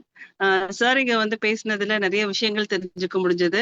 இப்ப நம்ம நிறைய பாடல்கள் எல்லாம் கேட்டுட்டு இருக்கோம். ஆனாலும் ஆல் இண்டியா ரேடியோ அப்படின்னு சொன்னா அது வந்து ஆஹ் ஒரு ப்ரொஃபஷன் அப்படின்னா அதுதான் அப்படிங்களா? ஏன்னா இங்க இருக்கிற பெரியவங்க எல்லாருமே அந்த ரேடியோல கேட்டுதான் வளர்ந்துருப்பாங்க. நானுமே அப்படிதான். அந்த காலையில நேரம்லாம் அந்த ஒளிபரப்பாக கூடிய நேரத்துல நாங்க எல்லாம் ஸ்கூலுக்கு கிளம்பிட்டு நிறைய தகவல்கள் கேட்போம். அதே மாதிரி ஞாயிற்றுக்கிழமை மதிய நேரமும் அதே போலதான். அந்த மாதிரி அந்த ஒரு குவாலிட்டி அப்படிங்கிறது அதுல இருக்கும். உங்களை மாதிரியான ஆர்ஜே அனைவருமே. ஆனா உங்களுடைய இதெல்லாம் நான் கேட்டது கிடையாது. இப்ப நீங்க பேசும் பொழுது முன்னாடி பேசின மேடம் போலதான் ரொம்ப நீங்க வந்து அழகா எளிமையா ரொம்ப சிம்பிளா பேசுனீங்க. நிறைய விஷயங்கள் தெரிஞ்சுட்டோம். அந்த மாதிரி ஒரு யூஜி இருந்தாலுமே அதையும் தாண்டி நம்மளுக்கு வந்து அந்த ஜெனரல் நாலேஜ் வேணும். இலக்கிய அந்த அறிவுகள் அதெல்லாம் வேணும் அப்படிங்கறத தெரிஞ்சுட்டோம். ஏன்னா இங்க இருக்கக்கூடியவங்க அத்தனை பேருமே என்ன தவிர எல்லாருமே எக்ஸ்பர்ட்ஸ்.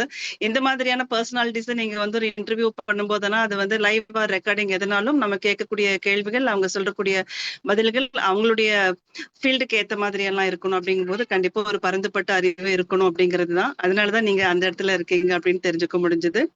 எனக்கும் கொஞ்சம் இன்ட்ரெஸ்டட். அதனாலதான் நான் இன்னைக்கு வந்து இந்த ப்ரோக்ராம்ல கலந்துட்டேன். நீங்க என்ன சொல்றீங்க கேட்கணும் அப்படிங்கிறதுனால.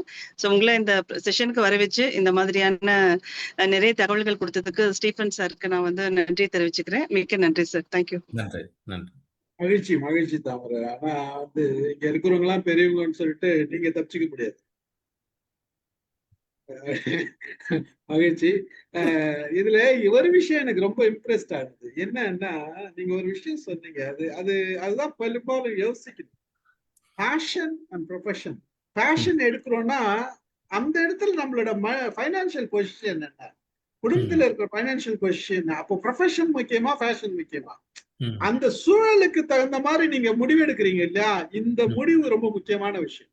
அதை நீங்க கரெக்டா செஞ்சிருக்கீங்க, பாராட்டுக்கு. அத மாதிரி பலர் செய்யணும்ன்றது என்னோட. ஏன்னா ஃபேஷன் சொல்லிட்டு வீட்டு சூழ்நிலையை பத்தி எல்லாம் யோசிக்கிறது கிடையாது. அவங்க பாட்டு அவங்க ஃபேஷனுக்கு போயிடுறாங்க, அப்புறம் லாஸ் ஆயிடுறாங்க, வெளியில வராங்க, நஷ்டமாயிடுது, பிரச்சனையை போயிடுது, வீட்லயும் பிரச்சனை ஆயிடுது.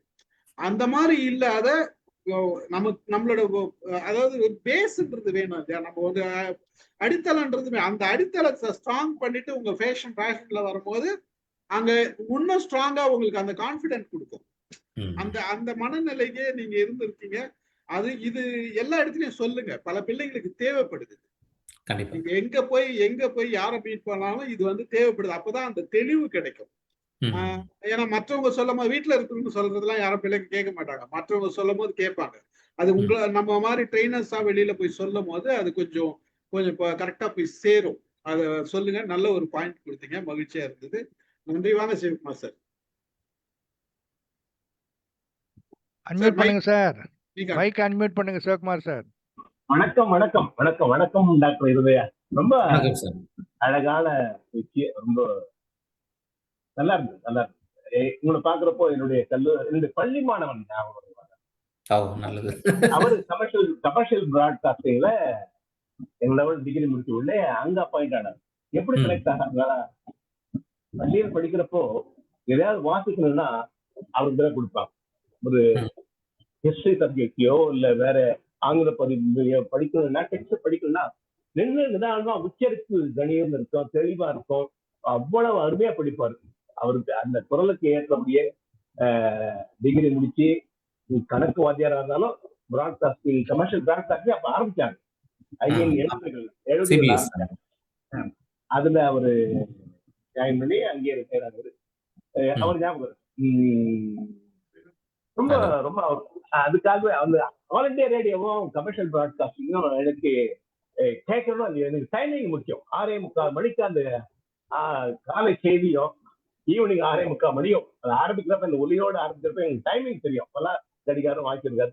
அந்த டைம் அந்த ஒலியோடு கேட்கிறப்ப எனக்கு 6:45 மணி அதே போல டைமிங் தெரியும். எங்க ஊர்ல நெல்லூர் குடியாத்தம் பள்ளிக்கொண்ட பகுதியில நிறைய தீப்பெட்டி தொழிலாளர் இருப்பாங்க. அவங்க கிட்ட நான் பேசுறப்போ கமர்ஷியல் பிராட்காஸ்டிங் அவங்க எல்லாம் விரும்பி விரும்பி கேட்பாங்க. அவங்களுக்கு வேலை செஞ்சுக்கிட்டே அந்த பாட்டுகளை கேட்டு இருக்கும். அங்கிள் என்ன நான் தெரியுன்றேன், அந்த நண்பர் பிராட்காஸ்டிங் நடத்துறோம் எனக்கு தெரியும் அப்படின்ட்டு நான் அங்க போய் பார்க்கணும் அப்படின்ட்டாங்க. நான் அவருடைய பர்மிஷன் கேட்டு அங்க வேலை செய்யற பெண்களை 4-5 பேரை கூட்டு போய் பார்த்தோம்னா அவங்க அவ்வளவு எக்ஸைட்டட். அவங்க டெய்லியும் கேட்கிறவங்க, அவங்க டெய்லியும் கேட்டுக்கிட்டே வேலை செய்யறவங்க அவங்க எல்லாம். அந்த அளவுக்கு நீங்க சொன்ன மாதிரி தொழிலாளர்கள் அந்த டைம் அந்த பாட்டு கேட்டுக்கிட்டே உற்சாகமா வேலை செய்வாங்க. அந்த அளவுக்கு பாப்புலர் 90களில் 70 80 90களில் 2000க்கு அப்புறம் தான் இதெல்லாம் வந்துருச்சு. சன் டிவி அதெல்லாம் வந்துருச்சு.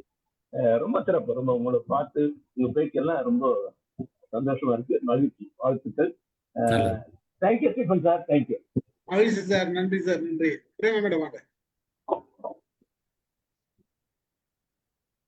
பள்ளி கல்லூரி காலங்கள்ல ரேடியோ கேட்டோம் சார். அதுக்கப்புறம் நமக்கு டிவி வந்த பிறகு கொஞ்சம் ரேடியோ குறைஞ்சு போச்சு. நம்ம ஃப்ரெண்ட்ஸ் யாராவது எஃப்எம் ரேடியோல இன்டர்வியூ அந்த மாதிரி சொல்லும் போது 1-2 நிகழ்ச்சிகள் மட்டும் கேட்டிருக்கோம். பத்மா இவங்களை அறிமுகப்படுத்தியதுக்கு முதல்ல பத்மாக்கு தேங்க்ஸ். அவரை கூட்டிட்டு வந்து இந்த ப்ரோக்ராம் பண்ணி நமக்கு மலரும் நினைவுகளை ஏற்படுத்திட்டீங்க. இனியாவது பார்க்கணும் இதை அப்படின்னு. நார்மலா இப்போ அவர் சொல்ற மாதிரி பாட்டு மட்டும் கேட்டுக்கிட்டு நமக்கு கிச்சன்ல இருக்கிறோம் இல்ல எழுதுறோம் அப்படின்னா டிவி பார்த்தா டிஸ்டர்ப் ஆகும்னா பாட்டு நம்ம போன்ல போட்டுக்கிட்டு அப்படி கேட்போம். எஃப்எம்ல வந்து அந்த டைமிங் அதெல்லாம் என்னன்றதை பார்த்துட்டு இனி வந்து பார்க்கலாம். முக்கியமா அவர் சொன்ன அந்த சடுகுடு கேள்வி பதில் நிஜமாவே வந்து ஒரு பிரைன் ஸ்டார்மிங் செஷன். அதுக்கு கேட்கறவங்களுக்கும் பெரிய ஒரு இது இருக்கணும்.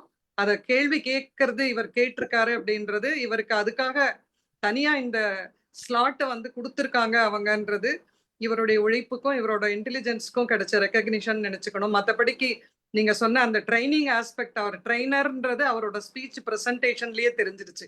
அவர் HR ட்ரைனர் எல்லாமே வந்து அவ்வளோ அழகா ஒவ்வொன்றுத்தையும் சொல்லும் போது எதுக்கு 3 ஸ்டெப்பு, எதுக்கு 2 ஸ்டெப்பு, என்ன வந்து பேஷனா ப்ரொஃபஷனா அப்படின்றதெல்லாம் சொல்லும் போது ரொம்ப நல்லா விளக்கமா சிம்பிளா, அதே சமயம் எக்ஸ்ட்ரா எதுவுமே ஒரு வார்த்தை கூட வீணான வார்த்தை இல்லாம ரொம்ப எளிமையாவும் அழகாவும் கடத்தினாரு. ஆனா ரேடியோ ஜாக்கி அப்படின்றத ப்ரொஃபஷனா எடுக்கிறவங்களுக்கு மேபி ஸ்டாஃப் செலெக்ஷன் கமிஷன் எடுத்து அவங்க பெர்மனண்டா போகும்போது வேணா அந்த ரெமுனரேஷன் அவங்களுக்கு சரியா இருக்கலாம். கான்ட்ராக்ட்ல இருக்கும்போது அவங்களுக்கு போயிட்டு வர்றது கன்வேயன்ஸ் இதெல்லாம் பார்க்கும்போது அது வந்து கொஞ்சம் வேற ப்ரொஃபஷன் கையில இருந்தாதான் இதை வந்து ஜாலியா பண்ண முடியும் அப்படின்றதும் தெரிஞ்சுக்கிட்டோம் நம்ம. ரொம்ப சிறப்பு மிஸ்டர் டாக்டர் இருதயராஜ். இந்த இதுல நீங்க படிப்பும் படிச்சுட்டு அதுவும் டிஎஸ்பிஸ் அது மாதிரி போலீஸ்க்கெல்லாம் வந்து ட்ரைனிங்கும் கொடுத்துட்டு ஹெச்ஆராவும் இருந்துட்டு இந்த ப்ரொஃபஷன்லயும் ஷைன் பண்றதுக்கு உங்களோட எஃபர்ட்ஸ் நல்லா தெரியுது. நாங்க ஏஆர்ல ஒரு இளைய பாரதம்னு ஒரு ப்ரோக்ராம் நல்லா கவிதை ரெக்கார்ட் பண்ணுவாங்க வந்து காலேஜ்ல, எங்க காலேஜ் டேஸ் 78ல அப்படியே ஒரு கவிதையெல்லாம் நாங்க வந்து ஏஆர்ல பேசியிருக்கோம். இப்போ நீங்க சொன்னதுனால அது வந்து ரெக்கார்டிங் அப்படின்றதுக்கு என்னெல்லாம் பேக்ரவுண்ட் வேணும்ன்றதெல்லாம் ரொம்ப சிறப்பா சொன்னீங்க. யார் யாருக்கு என்னென்ன டியூட்டி இதெல்லாம் சொன்னீங்க. வாழ்த்துக்கள். வாழ்த்துக்கள். நன்றி மேடம். நன்றி. நன்றி மேடம். மகிழ்ச்சி. அதாவது ஒரு விஷயம் மட்டும் எக்ஸ்ட்ரா சொன்னாரு, அது யாரும் மறக்க முடியாது. செவரிங் சொன்னார் தெரியுங்களா? அது வீட்டுல நடக்குதுன்றது எங்களுக்கு தெரிஞ்சிச்சு. அவரை HR அண்ட் ட்ரைனர் அப்படின்றதுக்கு உங்களை மாதிரியே இது மாதிரியும் கேக்குற ஆடியன்ஸ உள்ள உட்கார வைக்கிறதுக்கு 2 பிட்டு போடணும்ன்றது தெரிஞ்சு பேசுறாரு. ரொம்ப மகிழ்ச்சி. மகிழ்ச்சி. வாங்க ரவி சார், வாங்க பேசு. வணக்கம் சார். அருமையான உரை, டிஃப்ரெண்ட்டான உரை நாங்கள் வந்து கேட்டோம். ஆக்சுவலாக எல்லாம் 3 சொல்லியிருக்கீங்க. அதாவது நமக்கான வாழ்வு, குடும்பத்துக்கான வாழ்வு, சமூகத்துக்கான வாழ்வு, அதுக்கப்புறம் அந்த ஸ்பீக்கிங், லிசனிங், அசிமுலேஷன், கூடவே ஷிவரிங்கு. அப்புறம் லாஸ்ட்ல பேஷன், ப்ரொஃபஷன், பேஷன் அந்த மாதிரி அது ஒரு 3 சொல்லியிருக்கீங்க. ஜென்ரலாக வந்து ஏஆர் எனி கவர்மெண்ட் டிபார்ட்மெண்ட் பற்றி நம்மளுக்கு அவ்வளோ நல்ல ஒப்பீனியன் இருக்காது. ஆனால் இன்னைக்கு நீங்கள் சொன்னதை வச்சு பார்க்கும்போது ஏஆர் வந்து ஒரு மிகச்சிறப்பான ஒரு பணியை வந்து செஞ்சிருக்கு அப்படின்ற மாதிரி நீங்கள் ஒரு இதை நீங்கள் கொண்டு வந்தீங்க. அது உண்மையும் கூட. ஆனால் அது நிறைய பேருக்கு தெரியாது. ஏன்னா இவ்வளோ பேர் 3 to 4 lakhs பீப்புள் லிசன் பண்ணுறாங்க அப்படின்ற எண்ணிக்கையெல்லாம் வந்து இப்போ தான் எங்களுக்கு தெரியும். நியர்லி அது வந்து 7 lakhs வரைக்கும் போகும் அப்படின்னா வந்து ஒரு புதிய தகவல் தான் எங்களுக்கு. ஜென்ரலாக நாங்கள் காரில் போகும்போது தான் வந்து இந்த எஃப்எம் லாங் டிஸ்டன்ஸ் ஜேர்னி போகும்போது இந்த எஃப்எம் யூஸ் பண்ணுவோம். இந்த 15 அதாவது ஒரே ஆள் வந்து 15 வேலையை வந்து செய்யணும் அப்படின்னு அந்த இதான் வந்து ஒரு பேசிக் ட்ரைனிங் அப்படின்ற மாதிரி சொன்னதெல்லாம் வந்து ரொம்ப எங்களுக்கு ஒரு புதுமையான ஒரு இன்ஃபர்மேஷனாக இருந்தது. பிறக்கிற குழந்தைக்கு பல்லு அந்த மாதிரி கேள்விகள்லாம் ரொம்ப நல்லா இருந்தது. இந்த டிராஃபிக் ஜாம் திடீர்னு ரோட்லலாம் டிராஃபிக் ஜாம் நடக்கும்போது அந்த பேரிடர் காலத்தில் அனுபவங்கள் அந்த மாதிரி சமயங்கள்லாம் வந்து ஏதாவது மறக்க முடியாத நிகழ்வுகள் உங்களுக்கு இருந்திருக்கா? அது ஒரு கேள்வி. அப்புறம் அதான் அது ஒரு கேள்வி. சப்போஸ் ஐ மீன் ரேடியோலாம் சம்டைம்ஸ் வந்து இந்த இடத்துல டிராஃபிக் இருக்கு அப்படின்னு சொல்லி அனௌன்ஸ் பண்ணுவாங்க. அந்த மாதிரி நம்ம ஏஆர்ல ஏதாவது பண்ணுறாங்களா? பேரிடர் கால அதாவது புயல் இதெல்லாம் நடக்கும், பூகம்பம் அந்த இதெல்லாம் நடக்கும்போது சிறப்பாக ஏதாவது இதில் அனௌன்ஸ் பண்ணுவீங்களா எஃப்எம்ல? வந்து அதை தவிர மறக்க முடியாத நிகழ்வுகள் அதை தவிர மறக்க முடியாத நிகழ்வுகள் அண்ட் சிஎஸ்ஆர்ல நீங்கள் என்ன பண்ணுறீங்க அதை பற்றியும் ஒரு டச் பண்ணிங்கன்னா பெட்டராக இருக்கும். இல்லை, சிஎஸ்ஆரில் நான் வந்து என்னுடைய முனைவர் பட்டம் அதில் தான், கார்ப்பரேட் சோஷியல் ரெஸ்பான்சிபிலிட்டி. அந்த தலைப்பில் இந்தியாவிலே வந்து 2வது பண்ண ஆள் நான் தான். ஏன்னா நான் வந்து 2014 நான் பண்ணேன். அது வந்து ஒவ்வொரு நிறுவனங்களும் ஒரு குறிப்பிட்ட அமௌண்ட், அதாவது 1000 கோடிக்கு மேலே அவங்களுடைய டேர்ன் ஓவர் இருந்தது அப்படின்னா 500 crore ஒர்த்துள்ள அதாவது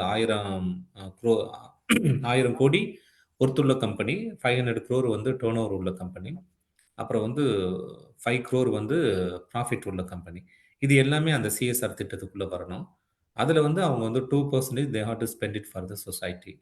அந்த மாதிரி இதில் வரும். நிறைய கம்பெனிகள் அதை எடுத்து என்ன பண்ணுவாங்க அப்படின்னா அவங்களுக்குள்ளேயே சர்க்குலேட் பண்ணிக்குவாங்க, அல்லது மேனிப்புலேட் பண்ணுவாங்க, அல்லது மொத்தமாக கொண்டு போய் பிஎம் கேர் அல்லது அந்த மாதிரி கொடுத்துட்டு அமைதியாக இருந்துருவாங்க. அதுக்குன்னு ஒரு முறையான ஒரு திட்டம் போட்டு இதெல்லாம் செஞ்சால் நல்லா இருக்கும் அப்படின்னு சொல்லிட்டு நான் என்னுடைய இதுக்கு முன்னாடி இருந்த கம்பெனிலாம் ஒரு 4 pillars I created: women empowerment, environment, education and sustainability அப்படின்னு 4 பில்லர்ஸை உருவாக்கி இதுக்கு கீழே இந்த ப்ராஜெக்ட்லாம் வந்து இதுக்கெல்லாம் வந்து யாரெல்லாம் பொட்டன்ஷியல் டூவர்ஸ் அப்படிங்கிற மாதிரி அவங்கள ஐடென்டிஃபை பண்ணி அவங்க மூலமாக இது பண்ணி நிறையா பண்ணோம். இதெல்லாம் பண்ணதுனால நிறையா பேருக்கு இப்போ எக்ஸாம்பிள் திருவண்ணாமலை பக்கத்தில் கீழ்பண்ணாத்தூரில் விமன் எம்பவர்மெண்ட் அந்த ஒரு ப்ரோக்ராம் நாங்கள் ஒன்று ஆரம்பித்து தொடக்கத்தில் அவங்களுக்கு வந்து டெய்லரிங் ஸ்கில்லு கொடுத்து அப்புறம் வந்து ஒரு பெரிய பேக் சென்டரே நாங்கள் வந்து உருவாக்கி அதுக்கான கமர்ஷியல் இதையும் இது பண்ணி ஒரு சஸ்டைனபிள் லெவலுக்கு, அதாவது ஒரு இதை தொடங்குறோம் அப்படின்னா இடையிலே நிறுத்தி விட்டு போகாமல் அது வந்து ஒரு 10-20 வருடங்களுக்கு தொடர்ந்து நடைபெறக்கூடிய ஒரு ப்ராஜெக்டாக அந்த திட்டமாக நாங்கள் வந்து இது பண்ணி கொடுத்தோம். இதில் ஒரு 200 குடும்பங்கள் வந்து ரொம்ப அருமையாக வந்து செயல்படுறாங்க. அதில் என்னன்னா கிராமத்தில் இருக்கக்கூடிய அவங்களுக்கு மாதம் ஒரு 3000 5000 கிடைச்சாவே பெரிய அமௌண்ட். 2வது அங்கே கிராமத்தில் அது குறிப்பிட்ட சமூக மக்கள் அவங்க அதை நாங்கள் எடுக்கிறது வந்து ஒரு பிலோ பவர்ட்டி லைனில் இருக்கக்கூடிய அந்த மாதிரி இதுத்தை அதுக்கான உதவி பண்ணக்கூடிய நிறையா என்ஜிஓக்கள்லாம் இருக்கிறாங்க. அவங்க மூலமாக எடுத்து பண்ணும்போது அவங்களுடைய வீட்டில் உள்ள கணவன் மனைவிலாம் எங்கிட்ட வேலைக்கு போயிட்டு எப்பாதான் வருவாங்க. அப்படின்னு இருக்கும்போது நிரந்தரமாக ஒரு இடத்துல இருந்து செஞ்சு இது அவங்களுக்கு வந்து வருமானமாக வருது அப்படிங்கிறது ஒரு பெரிய ஒரு பாராட்டுக்குரிய ஒன்று. இப்போ நம்ம அந்த மகளிர் உரிமை தொகைன்னு சொல்கிறது நிறைய பேர் வந்து அதை வந்து கேலி பண்ணலாம். அது எனக்கு வேணாம் அப்படிங்கிறது போது அது வந்து கேலியாக தெரியும். ஆனால் எனக்கு வேணும், இது வந்தால் தான் நல்லா இருக்கும்னு நினைக்கக்கூடிய குடும்பங்களுக்கு அது ஒரு மிகப்பெரிய ஒரு கொடை, அவ்வளோதான். அப்படி பார்க்கும்போது இந்த திட்டங்கள்லாம் வந்து ரொம்ப ரொம்ப சிறப்பாக நாங்கள் பண்ணியிருக்கோம். இதுக்கு நாங்கள் வந்து 2-3 அவார்டெல்லாம் நான் வந்து தனிப்பட்ட விதத்துலையும் வாங்கியிருக்கேன், எங்களுடைய நிறுவனத்துக்கும் வாங்கியிருக்கோம். சரி, ஒரே ஒரு நிமிஷம் சார். ரவி சார், ஒரே ஒரு நிமிஷம். அது உங்க இதுக்கும் பயனுள்ளதா இருக்கும்னு நினைக்கிறேன். நான் செங்கல்பட்டு மாவட்டத்தோட நூலகம் இப்ப நூல் திருவிழா, புத்தக திருவிழா நடந்தது இல்லைங்க சார், அப்ப போயிருந்தேன். போயிருக்கும் பொழுது அந்த சிஎஸ்ஆர் அமௌண்ட்ல இருந்து வருகின்ற குழந்தைகள் எல்லாருக்கும் 150 ரூபாய்க்கு டோக்கன் கொடுத்தாங்க சார். ₹150 புத்தகங்கள் அவங்க வாங்கிக்கலாம். அது சிஎஸ்ஆர் அமௌண்ட்ல கொடுத்தாங்க. சோ ஓ அது மாதிரி ஏதாவது இருந்ததுன்னா நீங்க வச்சிருக்க பள்ளி குழந்தைகளுக்கு அந்த மாதிரி புத்தகங்கள் வாங்குறதுக்கு அது அந்த மாதிரி நிறைய பண்ணியிருக்கோம் மேடம். அதை பண்ணலாம். இது தொடர்ந்து பண்ணிட்டு இருக்காங்க சார். அவங்க வேற யாராவது சிஎஸ்ஆர் இண்டஸ்ட்ரீஸ் இருந்தாலும் இது மாதிரி நிகழ்ச்சிகளை அவங்களுக்கு நினைவூட்டி அந்த மாதிரி பிள்ளைகளுக்கு புத்தகம் அப்படின்றது ஒரு பெரிய விஷயம். இன்னைக்கு எல்லாரும் அந்த இதுல இருக்கும்போது இது நான் பார்த்து ரொம்ப சந்தோஷப்பட்டேன். எத்தனை குழந்தைங்க வந்தாங்களோ அந்த ஸ்கூல் ஐடி மட்டும் அவங்க போட்டுட்டு வந்தாங்கன்னா ₹150 அவங்களுக்கு அந்த இதை கொடுத்துடுறாங்க. பிள்ளைங்க வந்து போய் புக் ஃபேர்ல அதுக்கு வேண்டிய புக்கை வாங்கிட்டு போறாங்க. சூப்பர். சார் ஆர்ஜே இதுல உங்களை மறக்க முடியாத நிகழ்வு ஏதாவது இருந்தா சொல்லுங்க. அதான் சொன்னேன் சார், எஸ்பிபி இதெல்லாம் சொல்லியிருந்தேன்ல. SPB okay. இல்ல அதை தவிர வேற ஏதாவது இருக்கான்ட்டு. நிறைய இருக்கு சார், அது சொன்னோம்னா இன்னும் போயிட்டே ம், இருக்கலாம். ம், ம். இல்ல என்னோட பார்வை என்னன்னா சிஎஸ்ஆரை பொறுத்த வரைக்கும் இந்த பிரைவேட் கார்பரேட்ஷிப் இருக்காங்க இல்லையா, ஃபார் ஆமா. எக்ஸாம்பிள் டிவிஎஸ் குரூப், அவங்களோட சிஎஸ்ஆர் வந்து பியாண்ட் டிவிஎஸ் வெளியே எங்கேயும் அவங்க பண்றதே இல்லை. அவங்க குரூப்புக்குள்ளேயே அந்த கம்யூனிட்டிக்குள்ளேயே தான் இல்ல, வந்து அவங்க அதிகமா ட்ரஸ்ட் தரக்கூடிய வச்சிருக்காங்க. அவங்க அதான் அந்த ட்ரஸ்ட் ட்ரஸ்ட் வச்சிருந்து அது அந்த மூலமா ட்ரஸ்ட் பண்றாங்க. வந்து அவங்க ஸ்கூல் டிவிஎஸ் சம்பந்தப்பட்டமான இதுக்கு தான் ஸ்பெண்ட் பண்றாங்க தவிர அவுட் சைடு இது ஸ்பெண்ட் பண்ண மாட்டாங்க. நிறைய கார்ப்பரேட் இது இந்த மாதிரி தான் பண்றாங்க. ஸோ அதை பத்தி ஏதாவது உங்க ரிசர்ச்ல இல்ல கவர் இல்ல பண்ணிருக்கீங்க? சார், அது பண்றாங்க. ஏன்னா இப்போ வந்து ப்ராப்பரா ஆடிட்டிங் இதெல்லாம் வச்சிருக்காங்க. அதனால அது வந்து இப்போ வந்து ஸ்க்ரூட்டினைஸ் ஆயிட்டு இருக்கு. எப்போதுமே ஒரு ஒரு ஒரு லம்ப் அமௌண்ட் ஒரு சிஎஸ்ஆர் 2% அப்படின்னா ஒரு சில கம்பெனிக்கெல்லாம் அது வந்து வருடத்திற்கு 10 கோடி 100 கோடி கூட செலவழிக்கிற மாதிரிலாம் வரும். அப்படின்னு இருக்கும்போது அதுல வந்து ஒரு ப்ராப்பரா சரியா செயல்படுத்தணும் அப்படின்னு இப்போ கண்காணிப்பு இதெல்லாம் வந்து ரொம்ப கடுமையாக்கியிருக்காங்க. அதனால வேற மாதிரி பண்ணியிருந்தா கூட அதை வந்து ஆடிட்டிங் பண்ற அளவுக்கு இப்போ வந்து அந்த செயல் திட்டங்கள்லாம் வந்திருக்கு. Okay sir, thank you. ம். Thank you sir, thank you. நன்றி. மாலதி பேசணும். வணக்கம் சார், அனைவருக்கும் வணக்கம். ரொம்ப ஆ. நல்லா இருந்தது சார் உங்களோட ப்ரெசன்டேஷன், ரொம்ப அருமையா இருந்தது. ம். நான் வந்து வெளியில கார்ல போகும்போது கண்டிப்பா எஃப்எம் ரேடியோ கண்டிப்பா கேட்கறது தான் எங்களோட வழக்கம். அதுவும் வந்து ம். ரொம்ப லாங்ல போகும்போது மற்ற சேனல்ஸ்லாம் வந்து ஒரு குறிப்பிட்ட நேரம் தான் வரும். இந்த ஆல் இண்டியா ரேடியோ ஆமா. 101.1 ரெயின்போ எஃப்எம் வந்து கொஞ்சம் லாங்ல வரைக்கும் வரும். லாங்ல வரும். நாங்க ஒரு வந்து அது 250 கிலோமீட்டர் வரும். அதனால அது நாங்க கேட்கறது வழக்கம். 2 இருக்கு இல்லையா, 101.1 101.4 ரெண்டுமே வந்து நம்ம சேனல் தானே, கவர்மெண்ட் சேனல் தானே. இல்ல 101.1 கிடையாது. 4 101.4 102.3. ஓகே. அது கேட்கறது வழக்கம். அது சூப்பரா இருந்தது. சரி, நீங்க இப்ப இவ்வளவு நேரம் சொல்லிட்டு வந்தீங்க. இப்ப நீங்க ட்ரைனிங் ப்ரோக்ராம்லாம் போறேன்னு சொல்றீங்க காலேஜஸ்ல. ம். இப்ப நீங்க ஆர்ஜே ஸ்டார்டிங்ல வந்து நீங்க ஆர்ஜேவா ஆவறதுக்கு அதுக்கு வந்து கொஞ்சம் நீங்க கஷ்டப்பட்டு தான் அதுக்கப்புறம் அது உள்ள போயிருப்பீங்க. இப்ப அந்த ஆர்ஜே அப்படின்ற ஒரு ஃபெமிலியாரிட்டியால உங்களுக்கு அந்த ட்ரைனிங் ப்ரோக்ராம்லாம் உங்களை கூப்பிடும்போது அது பசங்களுக்குன்னா காலேஜ்ல ஸ்டூடெண்ட்ஸ்க்கு தெரியுதா? இல்லைன்னா எப்படி அதை பண்றாங்க? அவர் அது வந்து உங்களுக்கு HR, வந்து சார், அவர் வந்து யூஸ்ஃபுல்லா இருக்கா ஆர்ஜே இல்ல. அப்படின்றது? இல்ல சார். மாலதி. சார் நான் மாலதி மேம், நான் வந்து கல்லூரி இதுக்கெல்லாம் போகும்போது ஆர்ஜே அப்படிங்கறத சொல்ல மாட்டேன். என்ன ஓ. அப்படின்னா அங்க வந்து ஒரு மென்பொருள் பயிற்சி அது மென்திறன் பயிற்சியாளர் அந்த மாதிரி தான் சொல்லுவேன். ஏன் அப்படின்னா ஆர்ஜேன்னு சொல்லிட்டோம்னா மிமிக்ரி பண்ணுங்க, பூனை மாதிரி ம். கத்துங்க, யானை மாதிரி கத்துங்கன்னு சொல்லிட்டு நம்மள அதுலயே வேற மாதிரி மடைமாற்றி கொண்டு போயிருவானுங்க. ஓ. போன அந்த ஒரு இலக்கு வந்து நடைபெறாது. முழுக்க முழுக்க இப்ப இது வந்து முழுக்க ஆர்ஜே ரிலேட்டட் அப்படின்னா பண்ண ஊடகம் சார்ந்து நான் போகும்போது அங்க நான் பேசிக்கிருவேன். மற்றபடி மாணவர்கள் சார்ந்து கல்லூரி சார்ந்து போகும் பொழுது அவங்களுக்கான இது என்னவோ அதுதான் வரும். என்னதான் ஒரு 10 இன்டலெக்சுவல கூட்டிட்டு போனாலும் ஒரு ஒரு படத்துல நடிச்ச ஒரு கதாநாயகன் போயிட்டா அவங்க பக்கம் தான் ஆர்வம் எல்லாம் திரும்பும். இவங்க என்னதான் கரடி மாதிரி கத்துனாலும் கேட்க மாட்டானுங்க. அதனால ஓ. அங்க நான் அதை சொல்லிக்கிற மாட்டேன். சரி. நான் அதுதான் இது உங்களுக்கு அது யூஸ்ஃபுல் ஆகுமா அப்படின்னு நினைச்சு கேட்டேன். சாதாரணமா நீங்க HR அப்படின்றதால தான் நீங்க போறீங்க. அது சரியா உள்வாங்கல. சாரி. ம். இல்ல ஓகே, ரொம்ப அதனால ஒண்ணும் நல்லா இல்ல. இருந்தது ஆக்சுவலி. அப்படி இல்ல. மாணவர்களுக்கு இத சொல்லிட்டோம்னா, நம்ம போனதனுடைய நோக்கம் அடிபட்டு போயிரும். அத கேட்க மாட்டானுங்க. நீங்க ஒரு பாட்டு பாடுங்க, சரிங்க சார். டான்ஸ் ஆடுங்க அப்படின்னு அப்படி கொண்டு போயிருவானுங்க. சரிங்க. ஓகே. ரொம்ப நல்லா இருந்தது உங்களோட ஷோ. நீங்க வந்து ஆக்சுவலி அழகா அந்த நீங்க உங்களோட ஆர்ஜே மாதிரியே அந்த வாய்ஸ் மாடுலேஷன் அப்படியே கரெக்ட்டா கொண்டு வந்தீங்க. ரொம்ப நல்லா இருந்தது. தேங்க்யூ. நன்றி மேடம். சார் அது எவ்வளவு கிலோமீட்டர் வரைக்கும் கேட்கும்னு சொன்னீங்க? மோஸ்ட்லி 200 கிலோமீட்டர் வரை கேட்கும் சார். ஆன்லைன்ல எல்லா இடங்களையும் எடுக்கும் சார். இல்ல மேக்சிமம் வந்து ஒரு 900 சாரி 90 கிலோமீட்டர் வரைக்கும் ஓரளவுக்கு வரும். வரும். அதுக்கப்புறம் வந்து கொஞ்சம் கரகரப்பு தான் வந்து கேட்காது. நாங்க பெரும்பாலும் இப்ப மாருதி சொன்ன மாதிரி நாங்க இன்னைக்கும் நான் எஃப்எம் கேட்பேன். எங்க போனாலும் கார்ல வெளியே போகும்போது எஃப்எம் போட்டு தான் அது கேட்டு எஃப்எம் கேட்கறதோட இது என்னன்னா, இவர் வந்து பென்டிரைவ் போடுவாரு. ஆனா நான் வந்து எஃப்எம் தான் லைக் பண்ணுவேன். ஏன்னு வச்சுங்களேன், அந்த நேரம் வந்து பிள்ளைங்க நடுவுல வந்து அந்த கரண்ட் அஃபேர்ஸ் சொல்லுவாங்க. இந்த நிகழ்ச்சி இங்க நடக்குது, இந்த ப்ரோகிராம் இங்க நடக்குது, ம், ஆ, ம். இந்த அதெல்லாம் சொல்லுவாங்க. அதை தெரிஞ்சுக்கணும்னு தான் எனக்கு ரொம்ப ஆர்வமா இருக்கும் பாட்டுக்கு நடுவுல. அதனால தான் நான் வந்து அந்த எஃப்எம் இல்ல ரேடியோ ஆன்லைன்ல எங்க வேணாலும் எடுக்கும் சார். ஆன்லைன்ல எடுக்கும். டிராவல்ல ஆன்லைன்ல யாரும் கேட்க மாட்டாங்க. இந்த மாதிரி நேரத்துல தான் ம். கேட்பாங்க பெரும்பாலும். ஆமா. ஆன்லைன்ல கேட்கறவங்க ஒரு சிலர் இருக்காங்க. அது ரேர் தான். கரெக்ட். கல்யாணி மேடம் வாங்க. கல்யாணி மேடம் மைக் அன்மியூட் பண்ணி. ஆக மாட்டேங்குது. அவர் ஆர்ஜே பார்த்தோன்னே கொஞ்சம் யோசிக்குது. வணக்கம் சார். வணக்கம். ரொம்ப அழகா இருந்தது உங்களுடைய உரை. ரொம்ப ம். நல்லா இருந்தது. அது நீங்க ஆரம்பிச்ச உடனேவே அந்த ஆழ் மனதுல நீங்க ரெஜிஸ்டர் பண்ணி வச்சேன்னு சொன்னீங்க பார்த்தீங்களா? அது ம். ரொம்ப நல்லா இருந்தது கேட்கறதுக்கே. ஏன்னா அது ரொம்ப முக்கியம். அது வாழ்க்கையில. அத நீங்க பண்ணிட்டு இவ்ளோ தூரம் வந்திருக்கீங்க. நான் என்ன கோபிநாத் சொல்லி கூட கேள்விப்பட்டிருக்கேன். இந்த கைதட்டல் எல்லாம் நான் முதல்லயே கேட்டேன்னு சொல்லிட்டு, அந்த நீங்களும் வெல்லலாம் ஒரு கோடியில உட்கார்ந்து பேசியிருக்காரு அவரு. அப்ப ம். சொல்லும்போது, இந்த கைதட்டல்லாம் நான் முதல்லயே கேட்டேன் அப்படிம்பாரு. அந்த மாரி ம். மனசுல ஆழ் மனசுல செஞ்சு வைக்கிறது அப்படிங்கிறது ரொம்ப பெரிய விஷயம். அது எல்லாத்துக்கும் கை வராது அப்படிங்கிறது ஒண்ணு இருக்கு. உங்களோட ம். உரை அழகா இருந்தது. நீங்க சொன்ன எல்லாம் உங்களோட எக்ஸ்பீரியன்ஸ் எல்லாமே நல்லா இருந்தது சார். நன்றி அ மேம். நல்ல ப்ரோகிராம். உங்களுக்கு சாந்தி தனியாசலம் தெரியுமா சார்?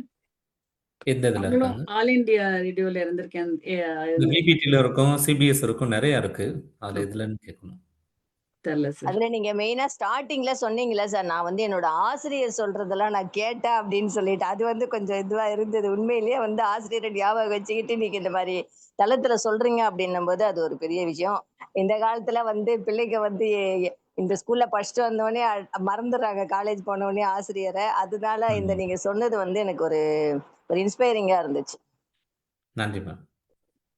அமிர்தா மேடம் வாங்க. வணக்கம். வணக்கம் சார். ரொம்ப அழகா இருந்தது உங்களோட பேச்சு. கேட்கறதுக்கே ரொம்ப ரம்மியமா இருந்தது. நான் வந்து சொல்லணும் அப்படின்னு நான் நினைச்சுக்கிட்டே இருந்தேன். இந்த ஆழ்மன பதிவுகள். அததான் ம். நம்ம கல்யாணியும் சொல்லியிருந்தாங்க. அந்த சின்ன வயசுல அந்த 2 வயசு படிக்கும்போது அந்த கொழும்புல இருந்து வர்ற அந்த ஒளிபரப்ப நீங்க கேட்டதும், அப்ப நம்ம வந்து குரல் இந்த ரேடியோ பெட்டிக்குள்ள வரணும் அப்படின்னு நினைச்சதும் ரொம்ப அற்புதம். அந்த மாதிரி சின்ன பிள்ளையில எல்லாம் தோணும். ரேடியோல பாட்டு யாரோ உள்ள உட்காந்துக்கிட்டு பாடுறாங்கன்னு தோணும். இது உள்ளார நம்ம குரல் வரணும் அப்படின்னு தோணும். அதெல்லாம் ரொம்ப அழகா இருந்தது. ஆனா உங்களோட அறிவாற்றல் எப்படி புரிஞ்சுதுன்னா, எல்லாத்தையும் இனம் பிரிச்சு எத எப்பப்ப செய்யணும்னு நீங்க முடிவு பண்ணீங்க பாருங்க. ம். அப்பவே நீங்க எவ்வளவு பெரிய ஜீனியஸ் அப்படின்னு நான் உணர்ந்தேன். ரொம்ப சிறப்பு சார். ஒரு பதிவ கூட உங்களோட பேச்ச கூட விட்டுவிட முடியாது. அந்த ம். அளவுக்கு அவ்வளவு அழகா இருந்தது. அட்ராக்டிவா இருந்தது. கவன நன்றி மேம். சிதறல் இல்லாம கேட்கிற மாதிரி இருந்தது. இந்த ம். சடுகுடுன்னு எதுக்கு சார் அதுக்கு பேர் வச்சீங்க? அது வந்து சடுகுடுன்னு எதுக்காக பேர் வச்சோம்னா, பே நெறைய அது வந்து குடுத்தாங்க பேரு. அ, ஆனா சடுகுடு, சடுகுடு அப்படின்னு ஒரு மூச்சு விடாம ஆ அ, செயல்படக்கூடிய ஒன்றா இருக்கும் அப்படிங்கிறதுக்காக குடுத்தது. கபடி கபடின்னு சொன்னாங்க. அ. இல்ல சடுகுடுன்னு வைங்க அப்படின்னு சொல்லிட்டு இல்ல அப்படி ஒரு கேள்விக்கு பல பதில் இருக்குது அப்படிங்கிறதுக்கும், ம். அந்த சடுகுடுக்கும் ஏதாவது தொடர்பு இருக்குதா? இல்ல இல்ல, இல்ல. அது தொடர்பு எதுக்காக இல்லாம அப்படி ஒரு பேரா? சொன்னாங்கன்னா, பாடி வர ஒரு ஆள எல்லாரும் சேர்ந்து புடிச்சிரலாம். ஓ! அந்த மாரி. அ. அப்படிதான் ஒரு கேள்விக்கு பல பதில் பல. அப்படிங்கும்போது, அதுதான் ஆமா. அதுக்கு ம், ம். பொருத்தமான ரொம்ப சிறப்பு சார். ரொம்ப அழகா இருந்தது. உங்கள வந்து நாங்க ஆர்ஜே அப்படின்னோன, பொதுவா நம்ம ஆர்ஜேன்னா யார நெனைப்போம்? இந்த ம். மூக்குத்தி அம்மன் சினிமா எடுத்த பாலாஜிய தான் நெனைப்போம் ஆர்ஜேன்னு சொன்னா.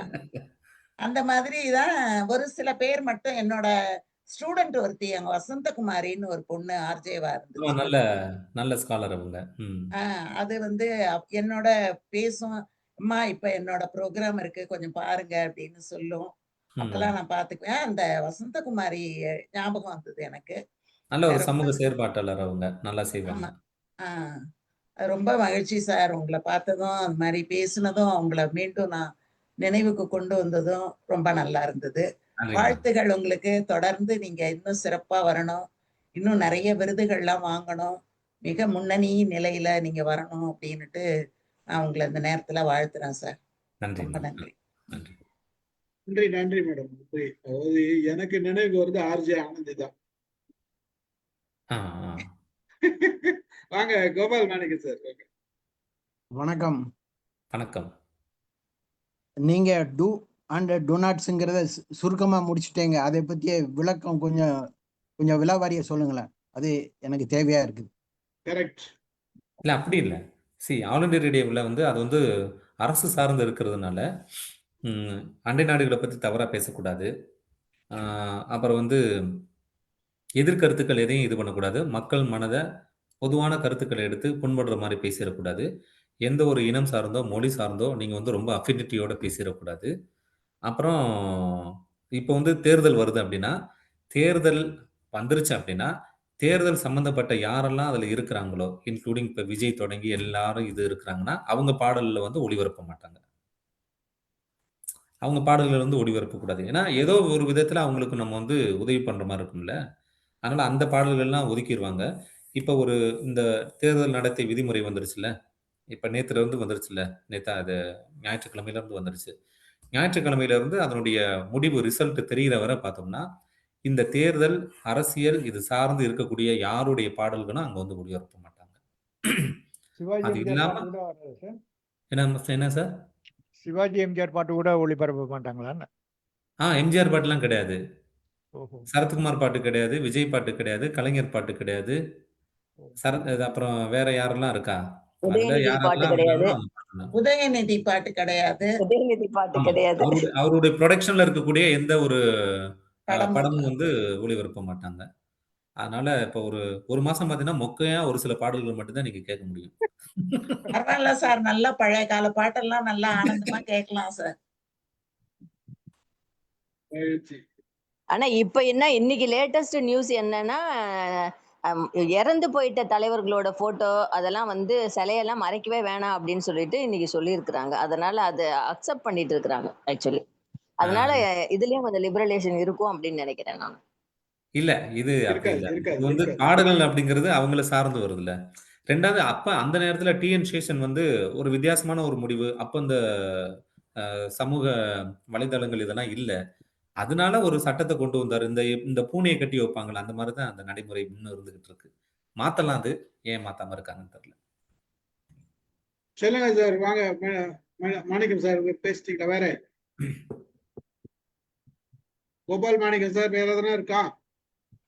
அதாவது என்னுடைய நண்பர் ஏர்வாடி ராதாகிருஷ்ணன் 500 நாடகங்கள் எழுதியிருக்கிறார் ஆமா. All India ரேடியோக்காக.